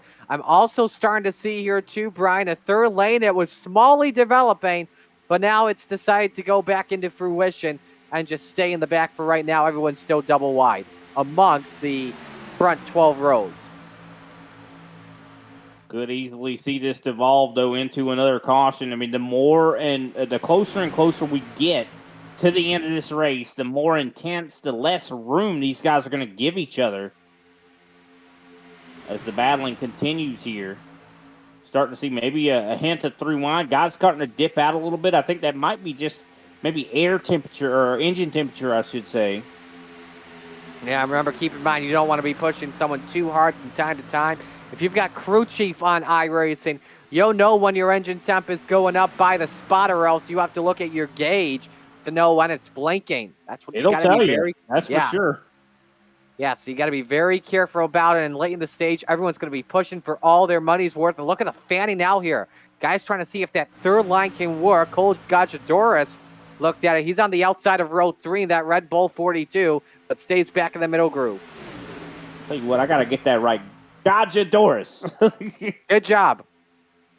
Do want to give a shout out before we get too close to the end of this thing to RL Productions. RL Productions is a Baltimore-based national video marketing agency. Looks like a little bit of contact there with the wall. Looks like the guys are able to keep it together. Of course, they specialize in video marketing solutions and commercial advertising. RL Productions offers custom brand strategies tailored to your company's or company or organization's unique goals with in-house level attention to detail. RL Productions also offers complete international event solutions for your conference and convention needs with both on-ground and live stream production capabilities. Visit rlproductioncrew.com to turn your expectations into real-life productions. Foley just made a great cut down low. He's now in front of the 35 and is cleared for the race lead. And Bounty decides, let's try to crisscross out. He could get stuck up in the sucker hole. Josh Ball wants to take it 3 wide. Upstairs, top shelf for the race lead. Oh boy, Skittles may be junk here. Yeah, of course. I think Josh Ball and the 67, definitely, they look like they have a little bit of a similar paint scheme, but that was Matt Cherry that decided to take him 3 wide as he is actually going to jump down in front of Sean Bounty. Of course, that actually, I think, saved Bounty in a lot of ways because he could have fell all the way back to the back. But luckily, that was not what happened there. What I'm looking at here, Brian, is our 27 drivers all in this pack. The 13th place car a half second behind the leader, and the 21st place car just about a second left, coming to 11 to go at Talladega. You could throw a blanket. You could literally throw a blanket over all of these race cars, and I think anybody has a chance to win this race right now. I mean, there's not a person out here that does not have a chance to win. As we see a big move there from Bounty. Wow. What a cut in front of Foley. Just slammed the door right in his face. He can thank Matt Cherry for the huge ball. Foley doesn't like it. He wants to go back up middle groove. And look at the third groove start to get created up top. Who is that? Oh, here we go. And look at that. Bounty all the way to the apron. That was Scott Formosa that got sideways down the Alabama Gang super stretch. Checks the field up. Everyone keeps it straight, but he can rebound from that for sure back in 18th. And folks, don't look now too. Ryan Truex has cracked the top 10 for the first time in a while. And you mentioned it, that those guys were going to be working their way through. Of course, Ryan Truex has won in every single race car. I think he's wanting to keep that momentum going. Matt Cherry, though, in the lead at the moment. Of course, Foley has been up here all race long. What is his answer as we're now less than 10 laps to go? It's got to rely on a heck of a push from Cole Gajadouras, and I think this is the time now that you're going to see all the drivers door to door as closest as you'll see it. A lot of side drafting come from that middle groove, I would expect, throughout this entire 2.66 mile tri-oval. And Talladega never disappoints. This is high-octane, high-adrenaline racing right now. I would love to be able to have heart monitors on all of these drivers because I expect we'd probably see 160 beats per minute, Marty. I'll tell you mine right now at the moment. It's loading up here, but with 9 laps to go, mine's currently at 67, but it's probably going to go through the roof here in a couple laps from now. You're a healthy guy, I'll tell you that. Matt Cherry, of course, had a fantastic run last week at Martinsville. Was one of the drivers that was all up in the top 3 all race long. Well, he is in maybe prime position as they go side by side, though, for the lead. Foley wanting to do a little bit better here. Of course, Cole Gajadouras, of course, sitting in that position as well, right behind Foley, trying to give him some really good pushes. 3 wide, though. Ryan Truex, you talked about him trying to make moves. He is in the top 10, but he's trying to make that third groove work. And he's got the push from Tyler Truex, just as I expected. They're looking to get up to the lead at the right place, right time. 8 to go at Talladega. Cherry and Foley still door to door. And what a job from Tyler Truex, giving some really great pushes to Ryan Truex. Only thing we need now is Martin Truex. He's busy, but Foley's moved up to the third groove. Ryan Truex isn't going to be happy. Wide. They touch. Everyone fans out and they crash. could be a bad deal. No caution as of yet. Caution is out. Jardon and Schramm hard in the inside wall. I don't think anyone else was involved in that, but this is going to turn everything down into a heavy sprint race where you're going to give it all you got. I'll tell you what, that has just turned it upside down. I do we see some smoking race car there. I think that's the 11. Yeah, it's just that I believe that was Ryan and made contact with Gajadoris, and everyone just scattered there with some contact by, I believe, Jardon and Schramm. Let's take a look at another angle here, Austin, if you got one. 100%. Of course, that was Nikolai Jardon there, smoking there. I'm wondering about some engine damage. We take a slow-mo look at this. Yeah, what I think all the way down to the apron. I think that might have maybe a domino effect, possibly. I think what Jardin was thinking was that an incident with this, a spin was going to happen on the outside, so he was trying to get as low as possible and get ready for the wreck. Unfortunately, he's the one that caused the wreck and gets down in front of Schramm. Yeah, I think the 11 has a blown motor here. And that'll be the end of his nut, unfortunately. But that was a hard hit. Both of them had heavy looks. For Jardin, that looked like that car accelerated going to the safer barrier. Yeah, unfortunate there. And, that could have been a whole lot worse, though. I mean, we had everybody. It was so intense. We had, 3x3, kind of 2x2 racing. I mean, the guys were not giving each other a lot of room. And usually when they're packed in there like sardines, when something goes wrong, it goes really, really wrong at Talladega. And luckily, it went wrong for those two, but it could have went wrong for half the field. I mean, a lot of times you see, 10-plus drivers get involved in wrecks like that, but luckily that was not the case. But with that, I think we'll take this opportunity to take our last trip to give some attention to our sponsors. We'll be right back.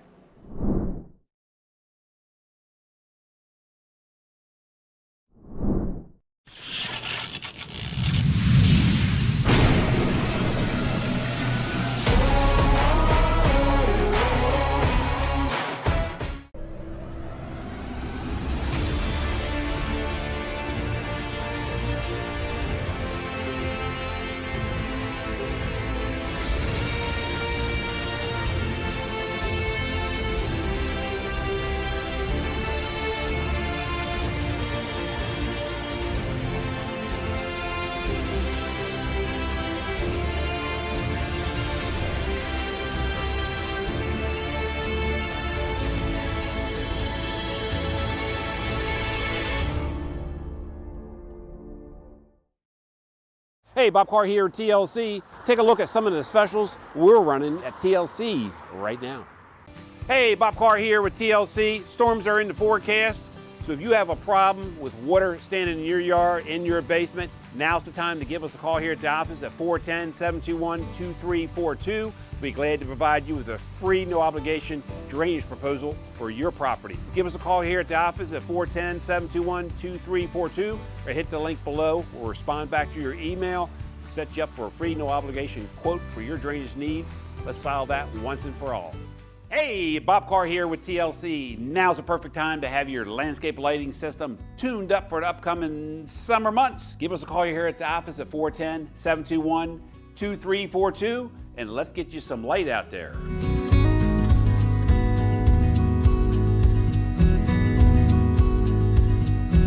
Hey, Bob Carr here with TLC. Hope you guys are enjoying. Hey, Bob Carr here with TLC. Hope you guys are enjoying this race. Let's take it down to the booth.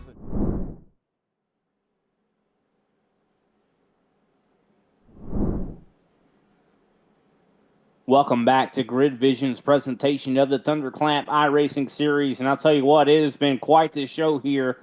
You never know what to expect when you go racing here with ThunderClap. Of course, we are here at Talladega Superspeedway. Matt Cherry right now is our leader. Looks like he has chosen to start on the top side as we are now have 5 laps to go. Pace car lights have gone out, and I do believe we're actually going to go room with 4 to go. And we are right in that prime position, Marty, for possibly a green-white checkered if the caution comes out before we get that RL Productions white flag. And that it is. If a yellow does fly, we will head into overtime. But this is about to be a wild one. And this front row of all the drivers that we have seen up in the front, I don't think I expected a Gajadoris Cherry front row. I think we expected a Bounty Foley front row, but obviously you don't know who's going to win it until you get to that finish line. Yeah, that's just like they say, you don't. It's not over until the fat lady sings. Exactly. I mean, it's not over until you exit turn 4. Of course, Talladega, very unique when it comes to the super speedways, just considering Daytona has their start-finish line right in the middle of the front stretch. Talladega's more towards turn 1, so it's all going to be about who is better on the backstretch, who makes the right, or the front stretch, I should say, who makes the right decisions there. I mean, even if you exit turn 4 as the leader, you might not be the leader crossing the start-finish line. Yeah, the race, in my opinion, pretty much begins off at turn 4. The leader will be a sitting duck. If you want to make your move here, I think this is a chance where you can wait off turn 4 if you're second, but you just don't know what's going to happen. And a lot of times at Talladega, you see them wreck across the start-finish line, and a lot of times the winner is sideways, or maybe even flipping up in the air. You don't know. I mean, we'll have to wait and see. Of course, I was kind of hoping we'd see maybe a fuel race here at the end, but I think we're going to get an old-fashioned barroom brawl here at Talladega as the pace car has gone down pit road. Matt Cherry going to be in control of the field up on the top side as we get ready to enter the TLC restart zone. And here we go, green flag back out in the air once again, presented by TLC. Matt Cherry, of course, up through the gear. Not a bad start there for him. Cole Gajadoris, of course, on the bottom side. You see he's got Foley right behind him. They try to jump down in front. Bounty not able to get clear. Yeah, Bounty thought was clear and crosses a stack up top. Hang on, Josh Ball sideways. Next thing, turn number 2. He tries to create a third lane, but he could get left out as Mr. Lonely. Gajadoris and Cherry door-to-door entering turn number 3. It's going to be a good finish to the end here. Yeah, of course, Ball is all by himself up on the top. He has been one of the most consistent drivers. He looks like he's going to fall right in behind Sherrick. Of course, we haven't seen Sherrick really hardly, except for in the beginning of this race. Now has made an appearance back up in, I do believe, 11th place. Also, Freeman. Freeman's another one we haven't really seen up in the top 10 for quite a while. So we see 3 wide in the mid-pack. Want to give a quick shout to Wasley for following as we have 3 to go. Cherry can't get Gajadoris clear. Bounty makes the push on the middle groove. Foley the push on the low line. Third line. Oh, look out, Lucas Whitehead gets moved on the top side with a close save right in front of Josh Ball. They make contact with the outside save for barrier. Everyone keeps it straight. Of course, Matt Cherry still leading that middle groove. He's got Bounty right behind him. But, of course, even if you got a guy working with you, when you get to that last lap, all the loyalties fall away. They disintegrate. We'll have to see what you talked about 4 wide earlier. I think we're going to see that soon, Marty. It could be coming. Tyler right now. Truex We see it right now. They want it. Oh, yeah, it is right now. But Ryan and Tyler Truex on the 3rd group. Lucas Whitehead wants the 4th group. He splits the Truexes up with 2 laps to go. It's 3 by 3 by 3 for 3rd on back. And they're wrecking at turn 2. Big one breaks out. That is the big one. It's always a question of when, not if. And that was the big one involving, I'd say, half the field easily. Burleson, Sherry, Tomlinson, Clapper, Seth Gajadoris, Ball, Comer, and many more. What an accident. Of course, the top, I do believe, 6 or so were able to make it through that somewhat unscathed. And this was 4 wide. And it was just Freeman that was left trapped here going into turn 1. Comes down on Gosselin in the 71. Oh. And then it just was on from there. One driver had all 4 wheels up the ground. I want to say it wasn't McConey. I think that was Sherry. I think the 71. It was Burleson. And this is what kind of led to it. I think someone caught the apron and went right up the track. But so many good cars taken out of that. That pretty much ruined. Yeah, look at that. You're talking about everything. Freeman. Yeah, Freeman came down into the 71 there. And then right up into Sherrick. Watch the 79 of Burleson. Look at that ride he takes. Luckily, that car did not go over. Wow. All 4 tires off the ground there for Burleson, yeah. You see as well the 78 involved, too. That was a lot of drivers involved in that accident.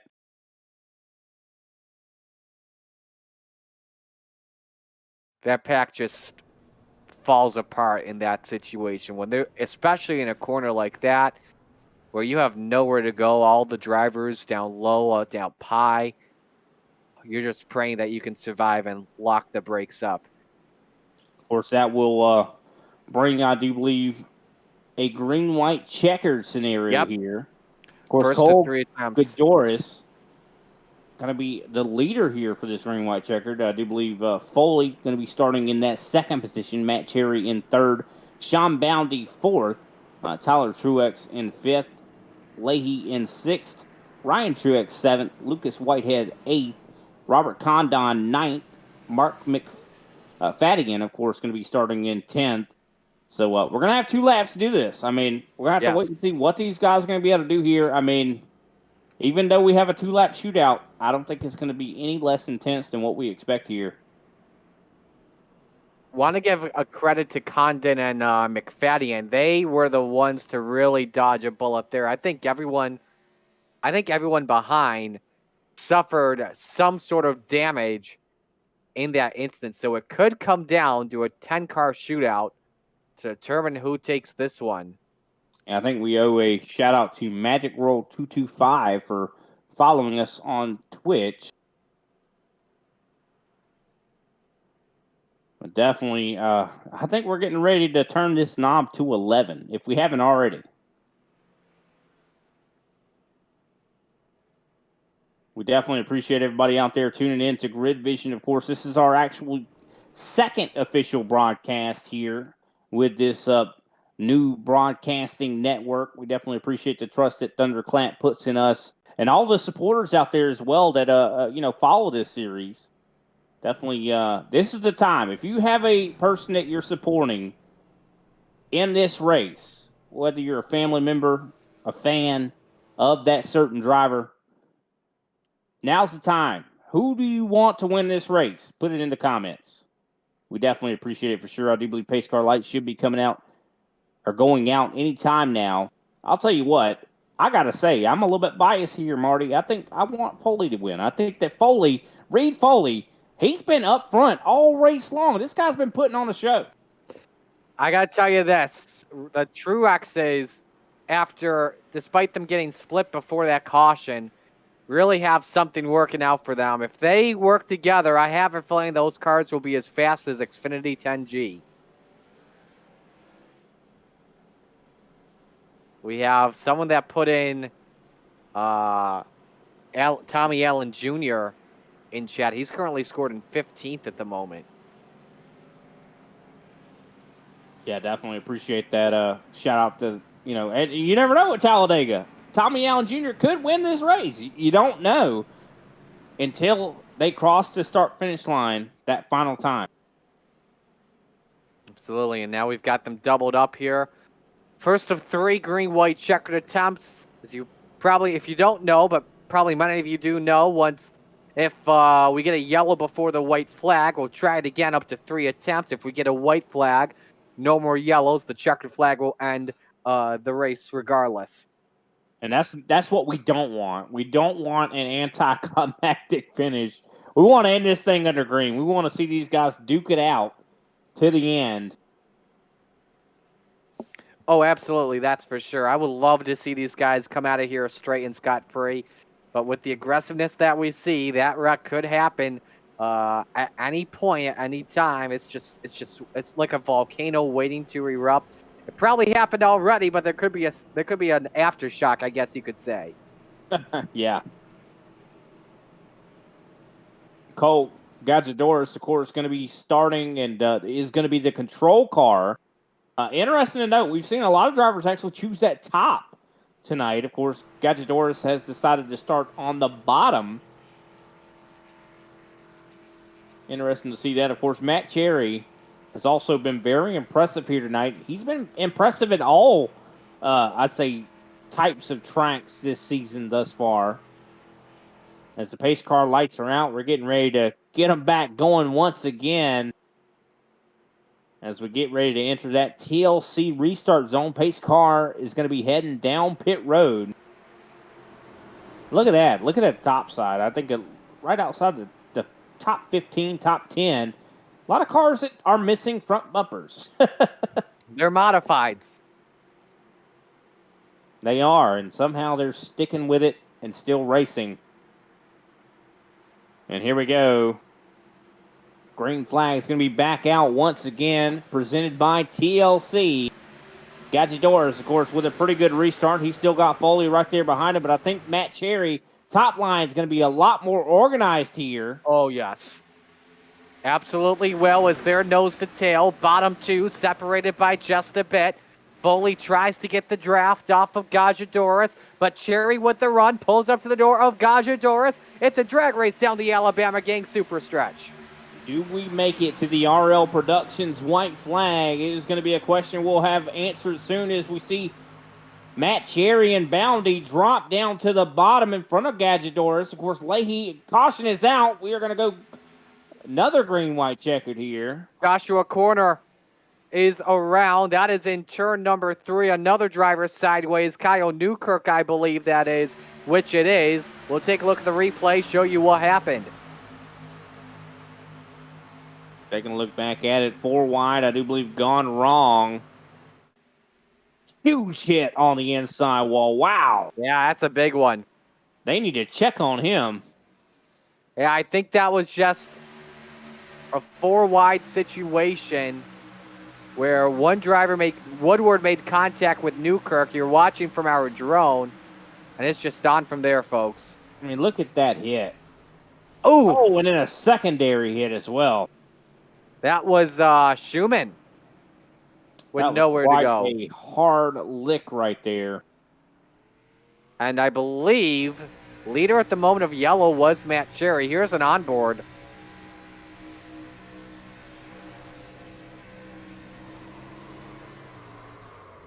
This is a little impact.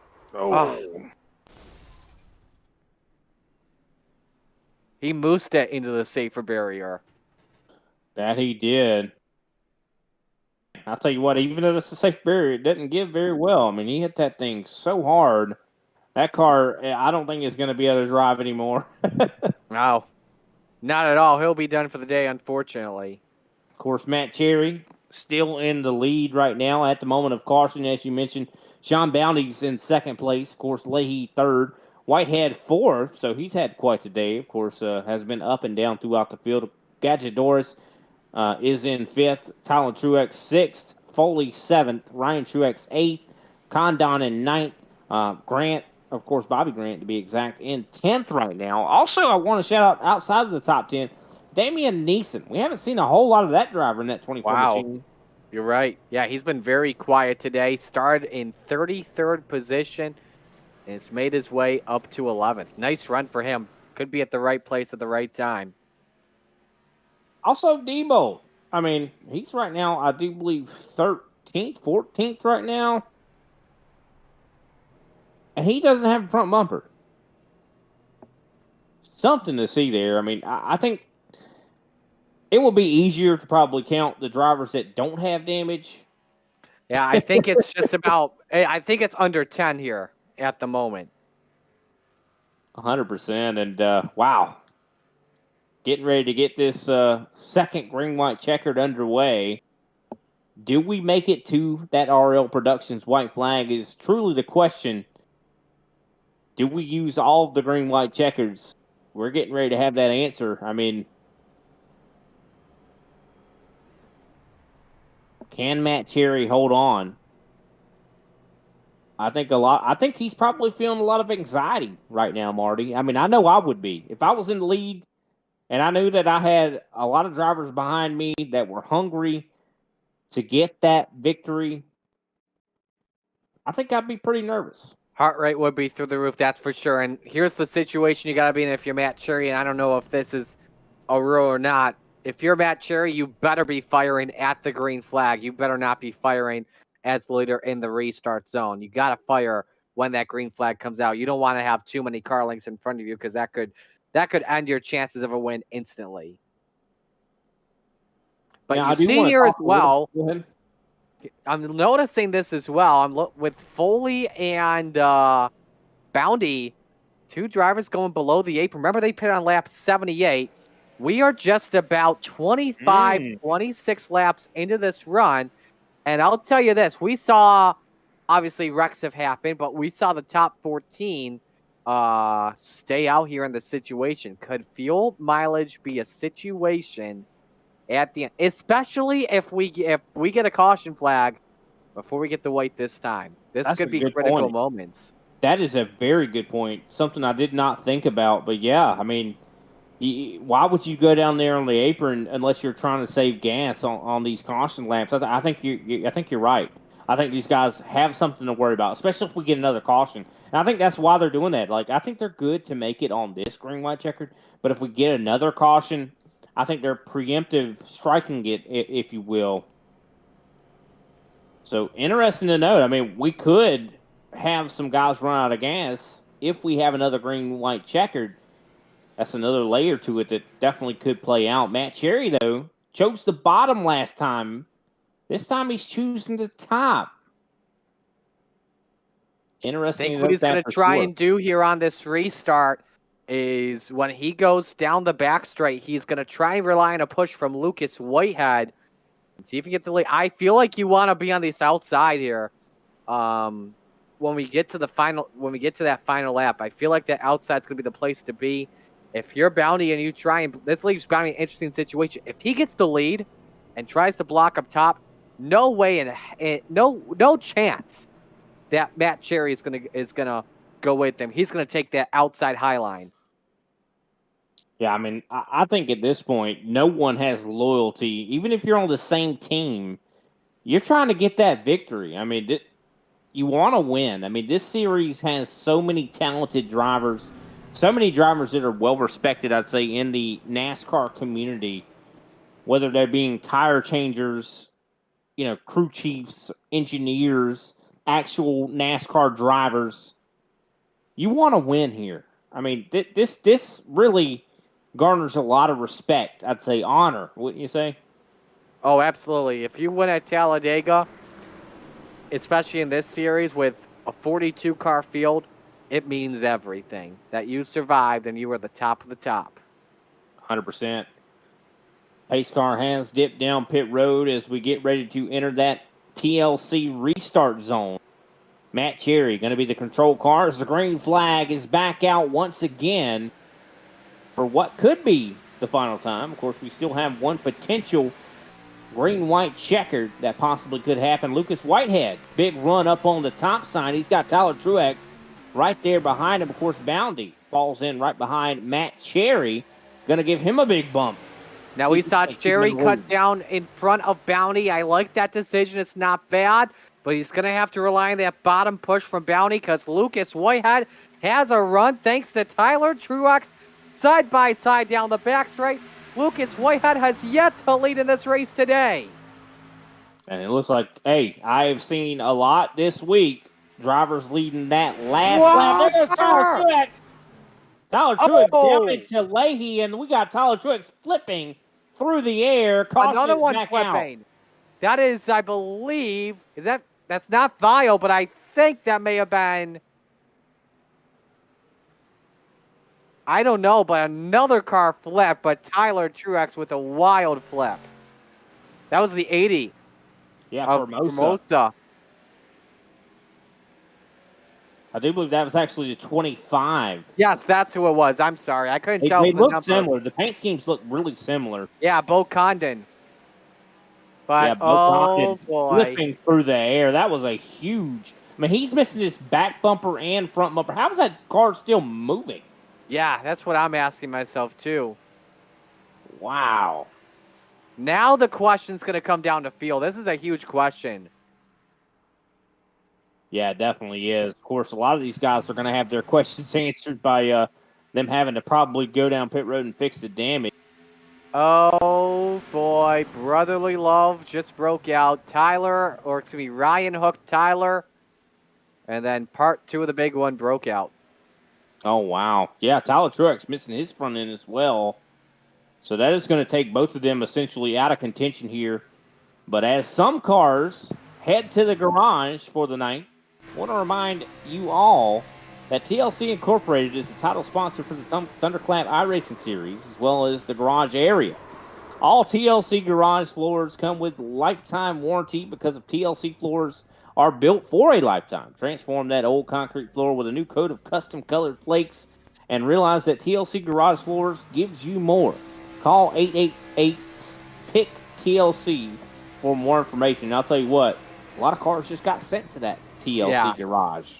Absolutely. You need, Austin, if you get this, you need to ride on board with Bobby Grant. Oh, man, I'm sick. This is making me nauseous. Wait till you go on board with Bobby Grant. How in the world he dodged a bullet? Wait till you see this on board with Bobby Grant, the 14. Taking a look at it right now. Let's see if we can't find out how he dodged it. Gotta give credit to Foley, too, as he missed it.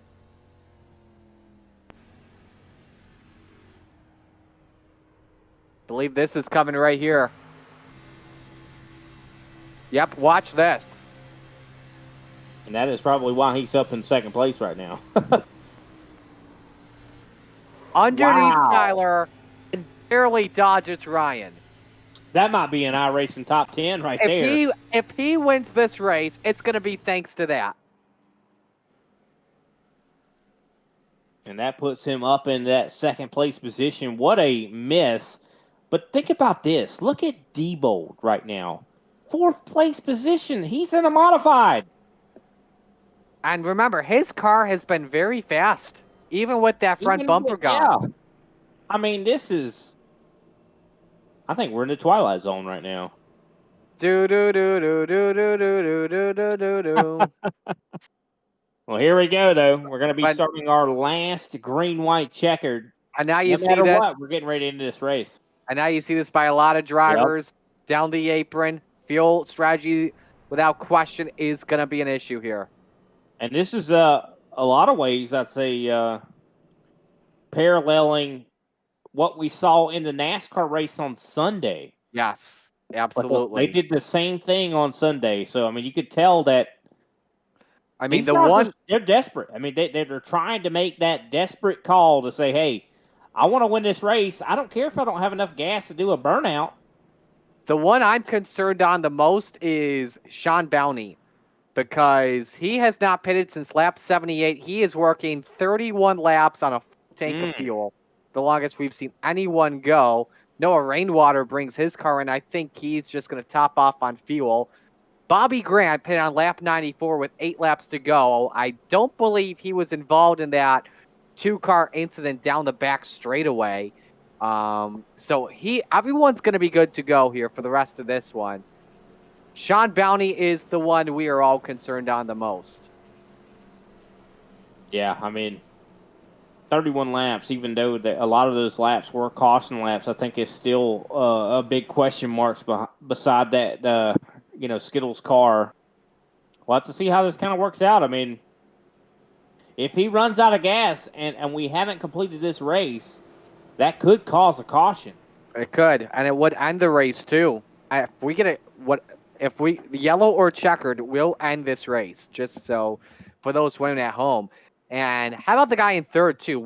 He's been very quiet. We talked about him in stage 1, and we haven't really talked about him since. Greg McConey in the third spot. My oh my, that would be a huge win that he could pull off tonight too. Yeah, definitely could. Of course, Matt Garrett as well, sitting in that 5th spot, that 3-car. Haven't talked a whole lot about him. He is missing that back bumper. I think a lot of these cars are missing a lot of parts. But, getting that victory. We've also seen cars at Daytona. I mean, if I recall, Eric Jones not too long ago, a couple years ago, won the race at Daytona, missing a few parts off of that race car. So it's possible that we could see, a very damaged race car still win this race. I mean, look at Diebold there.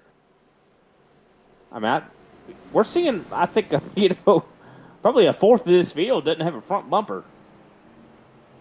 Yeah, it's going to be crazy. I think I see amongst the front of the field probably 4 drivers that do not have damage.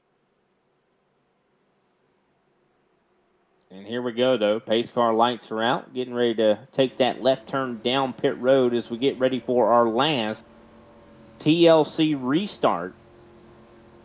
And, of course, after that, we will have our RL Productions white flag out in the air. No matter what, this is the last restart. Sean Bounty having the restart of his life. And the green flag is out. Does he make it on fuel? Wow. Horrible start for Bobby Grant. Oh, one driver just blew up. I don't know who it was. An engine, yeah. I believe that might have been the 71. Could have been, but he's all good. Oh, no. It ends the race. Now, Sean Bounty here in this situation, he doesn't have this win really locked up as another car sideways. But Bounty does not have this win locked up. He's got to get to the checkered flag to have the win. If he goes at a really slow rate of speed, this one will belong to Greg McConey. And I think that might be what's going on right now. We see Bounty is slowing down. I think he might be running out of fuel. But something, I don't know what else is going on here with all these drivers ahead of him. Not sure what's happening here. I think Bounty was trying to save some fuel here in this situation. I think so. I don't think he wants to gas it too hard. 1 lap to go. White flag, RL Productions. He's got the clutch pushed in. Does he make it to the end? We had real quick too. Gosselin and Seth Gajdoris crashed to bring out the yellow. Running out of gas. He is running out of gas. He's good still for now. Nope, he's good. Gas. The engine is still going. He's good. It's close. He's clutching it. He's still good. Oh, my goodness. Does he make it? He has to be able to go. He's still clutching. Pace speed. Is he going pace speed? He's good. He's good. He's catching up to the pace car right now. This is where it's going to get interesting off turn 4. Look at that. He goes down to the apron to save more gas. He has been the clutch the entirety of 3 and 4. I mean, he is winning the race exactly like Kyle Busch did on Sunday, essentially. Look at that. We got a slow car on the apron there, taking a tow. Bounty's still good. He's still good.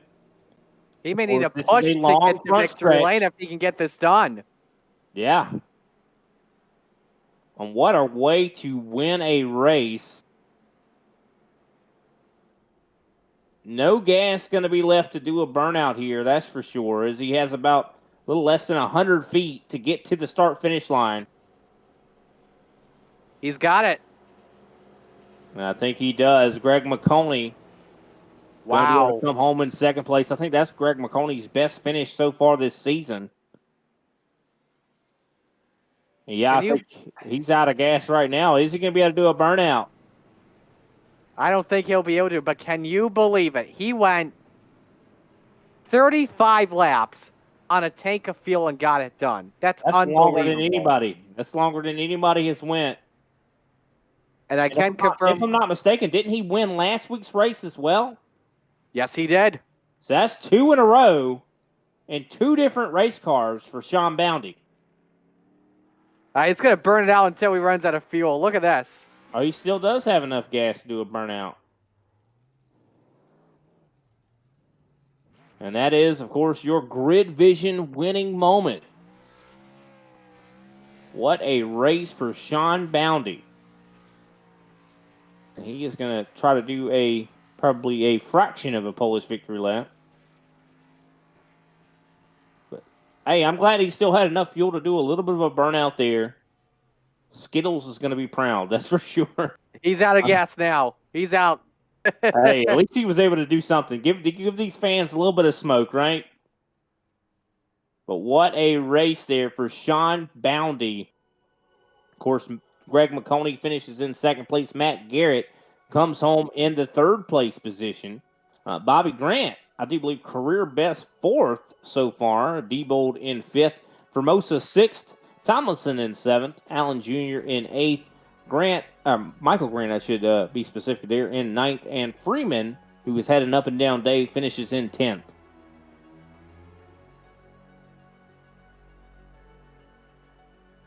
'11th belongs to Stephen Sherry. 12th, Josh Ball. 13th, Josh Corner. 14th, Mark McFadden. 15th, Reed Foley. 16th, Lucas Whitehead. 17th, Matt Cherry. 18th, Greg Vile. 19th, Chase Leahy. And 20th, Cole Gajadoris. Burleson in the 79 finishes 21st. Clapper in 22nd. Schramm in 23rd. Gajadoris in 24th. Rainwater 25th. 26th, Woodward. 27th, Condon. 27th, Dennis. A little bit of a problem there. It's actually 28th, Dennis. 29th, TJ Lee. 30th, Montgomery. 31st, Ryan Truex. 32nd, Tyler Truex. 33rd is Goslin. I can't get the first name. Justin Goslin. 34th is the 6th of Jordan Jurassic. 35th, Kyle Newkirk. 36th, Brandon Schumann. 37th, Nikolai Jardin. 38th, Ryan Zunk. 39th, Mark McCrary. And 40th, Dominique Cahart. And, of course, rounding out our 42-car field is James Seawright, I do believe, who did not make the start here this evening. So I do believe we're going to go ahead and move right on into our post-race show. And, of course, we will, I do believe, talking to our third-place finisher first, which will be Matt Garrett.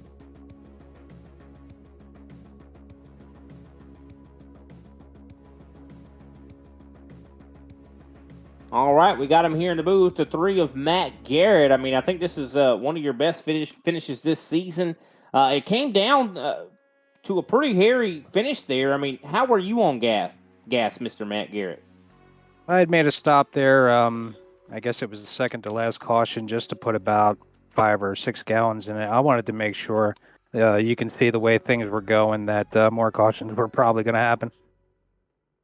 100%. Now, these Xfinity cars are much different than, I'd say, a lot of the other race cars that we've seen so far at Talladega, recently, and of course, even at Daytona before. I mean, how hard are these Xfinity cars to drive at a superspeedway like this? With the Xfinity car, you could do a lot more pushing than you could with other cars. It has pretty good suck up, so the racing, it is a little bit more contact related. It's a lot of fun. Some guys like it, some guys don't. Yeah, it definitely seemed like it was a little bit of an up and down day, though, for a lot of drivers out there. I mean, a lot. I think we can count probably the majority of the cars had some damage. For sure. How much was survival, do you think? What was the priority tonight? For us, it just came down to luck, being in the right place at the right time, and that's what plate track racing is. You see it in real life, and you see it here in the game. I guess it's better to be lucky sometimes than good. We're real happy where we finished tonight. He definitely should be. Of course, third place, definitely a huge accomplishment, especially in a field, I'd say, that is so talented. Next week, I do believe we're going to be heading, if I'm not mistaken, we're going to be heading to Charlotte. So 1.5-mile racetrack, of course, in the Next Gen machine. How do you feel about that? Charlotte Next Gen, as you've seen with the Next Gen races, it's been a little tricky, so our team's going to have to put in a little bit of extra testing this week, so make sure we're ready for it. 100%. Well, we definitely look forward to it, Matt, and appreciate you joining us up here in the booth. Who will give a shout-out to after your third-place finish here tonight? Thanks to my son, Sean, spotting us. He does a wonderful job. Guys back in the shop, Kyron, Kevin, Bob Matthews, engines in this car. We're really excited about this year, and you're going to see a lot of us up here. All right. Well, we definitely appreciate you joining us here, Matt, and congratulations once again Don't party too hard, and we'll see you next week.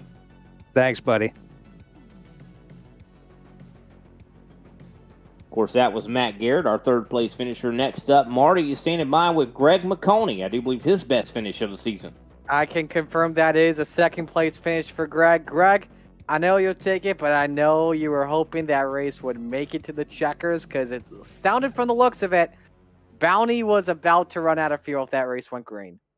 Yeah, Sean was so close. He only had I think he crossed the line with 0.4 gallons left, so he would have been right there. I was setting him up to try and make the run up on him coming off of turn 2 there. Just knowing he couldn't push the car that hard, I knew I could make a run. I had plenty of fuel, but the caution came out too soon. But I can't really complain about a P2 finish. Yeah, absolutely. You were very quiet throughout the race. Was that the plan? I guess I'll ask you there because I know we saw you pit early in the middle of stage 2, and then made your way up to the front at the right time. Yeah, we with starting 22nd, I did not want to be in the middle of the pack, so I jumped out on lap 1 and bailed to the back. Rode around there with some teammates, which was nice. Definitely didn't want to get stage points. I didn't want to be near the lead group when stage points happened because I had a feeling wrecks were coming. So I did well there. Stage 2, we got lucky. We knew with the group that we had, we didn't want to come in with everybody else, knowing everybody was going to be coming towards the end of stage 2. So we pitted early, tried to mix the strategy that way. Ended up working out for us. We ended up going, P1 through 5 was all next level motorsports guys, or 2 through 5 was next level. So that worked out really well for us. And then, just kind of rode around. I was happy at the start of the third stage, and then as soon as things started getting 3 wide, I wanted out of there. This is a long race, and these cars, once you get damage on them, it's so hard to get everything back to normal. So, no, I'm happy there. Definitely had some damage on the car. I was glad to get that fixed. Nothing more than 30 seconds. So, got in the right place at the right time. I can't complain. Absolutely. I know you'll take it, man. Who do you want to give shout-outs to on the run? I got to give shout-outs to all our sponsors, TLC especially. RL Productions, I know, was putting on tonight's race. Everybody else that helps make this league possible, Justin Clapper, Justin White, all those guys. I got to thank my wife, Sydney. I know she was putting the baby to bed tonight. Thank you to her for letting me come out and do this. Thank you to the family that I know is watching, all the friends that we've got in this league, everybody at Next Level Motorsports, Roger, Sean, who's an affiliate, I got to thank. JD, I got to thank Ball, Cherry, all those guys that race with us. Mark McFadden was running with us for a while. I got to thank all of them. And thank you to you guys. I love going back and watching this broadcast. I can't wait to see this one. Continue the top 5, top 7 trends. I'll take it. Let's go on to next week. All right, man. We'll let you go. Congratulations. Great run, man. Thanks, Marty. See you guys. You too. Greg McConey, our second place finisher. And Brian, you have our winner in victory lane. That we do. We got Sean Bounty. Wow. Woo! I mean, I think that you got incredibly close to running out of gas there. I mean, you look desperate a little bit there to save the fuel, Sean. Walk us through what was going through your mind. Yeah, McConey said 0.4. I was at 0.28. Wow. That was cutting it close.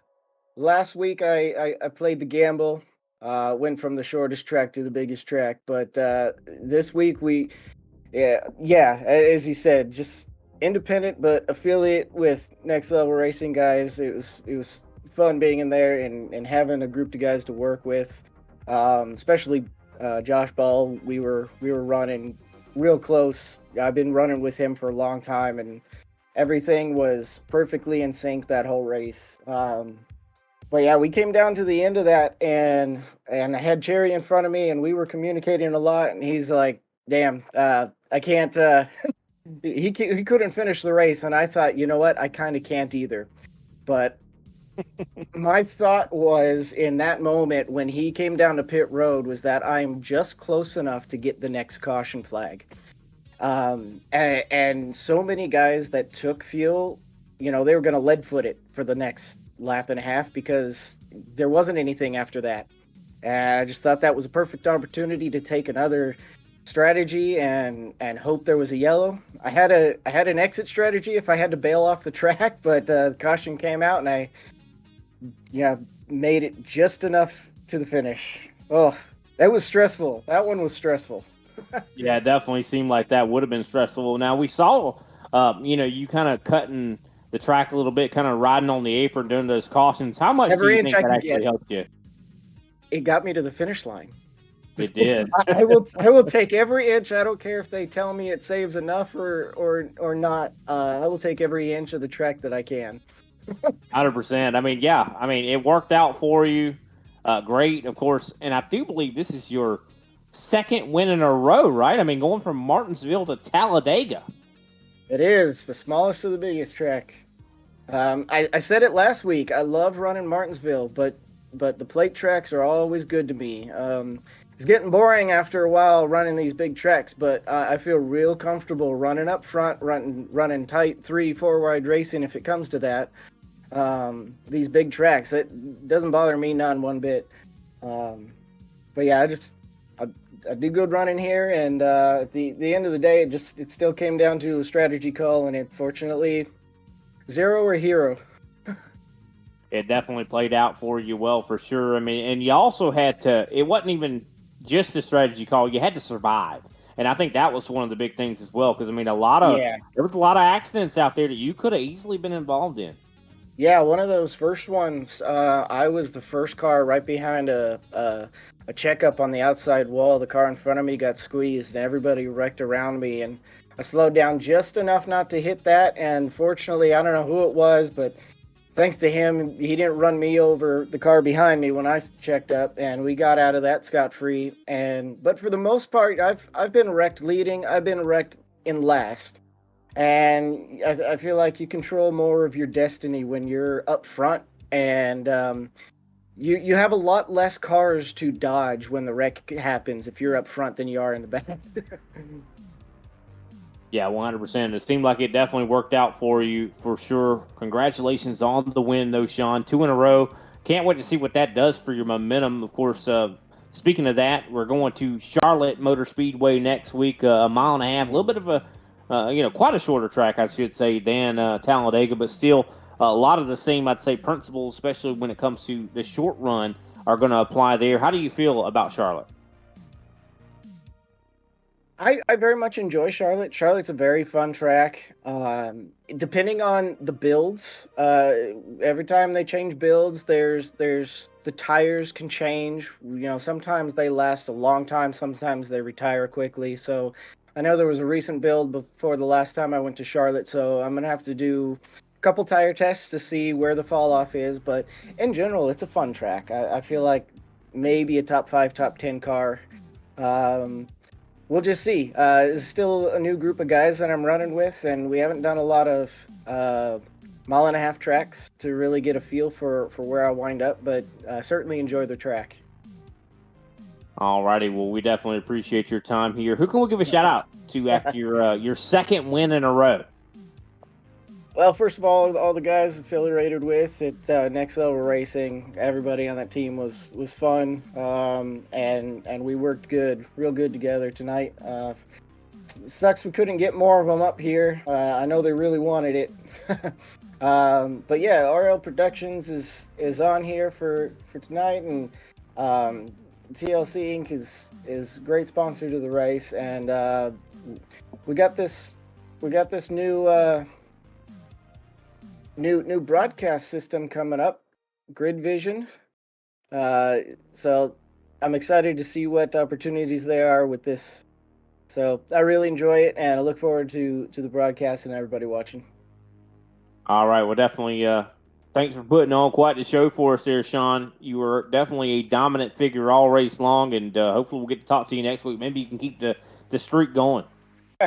Yeah, I missed the first race of the season. I was late on the sign up, so I had a whole race to try to catch up, and there ain't no better way than winning. I really hate it for Ryan Truex. I had a long ways to catch him in points, and I think we made some big grounds tonight.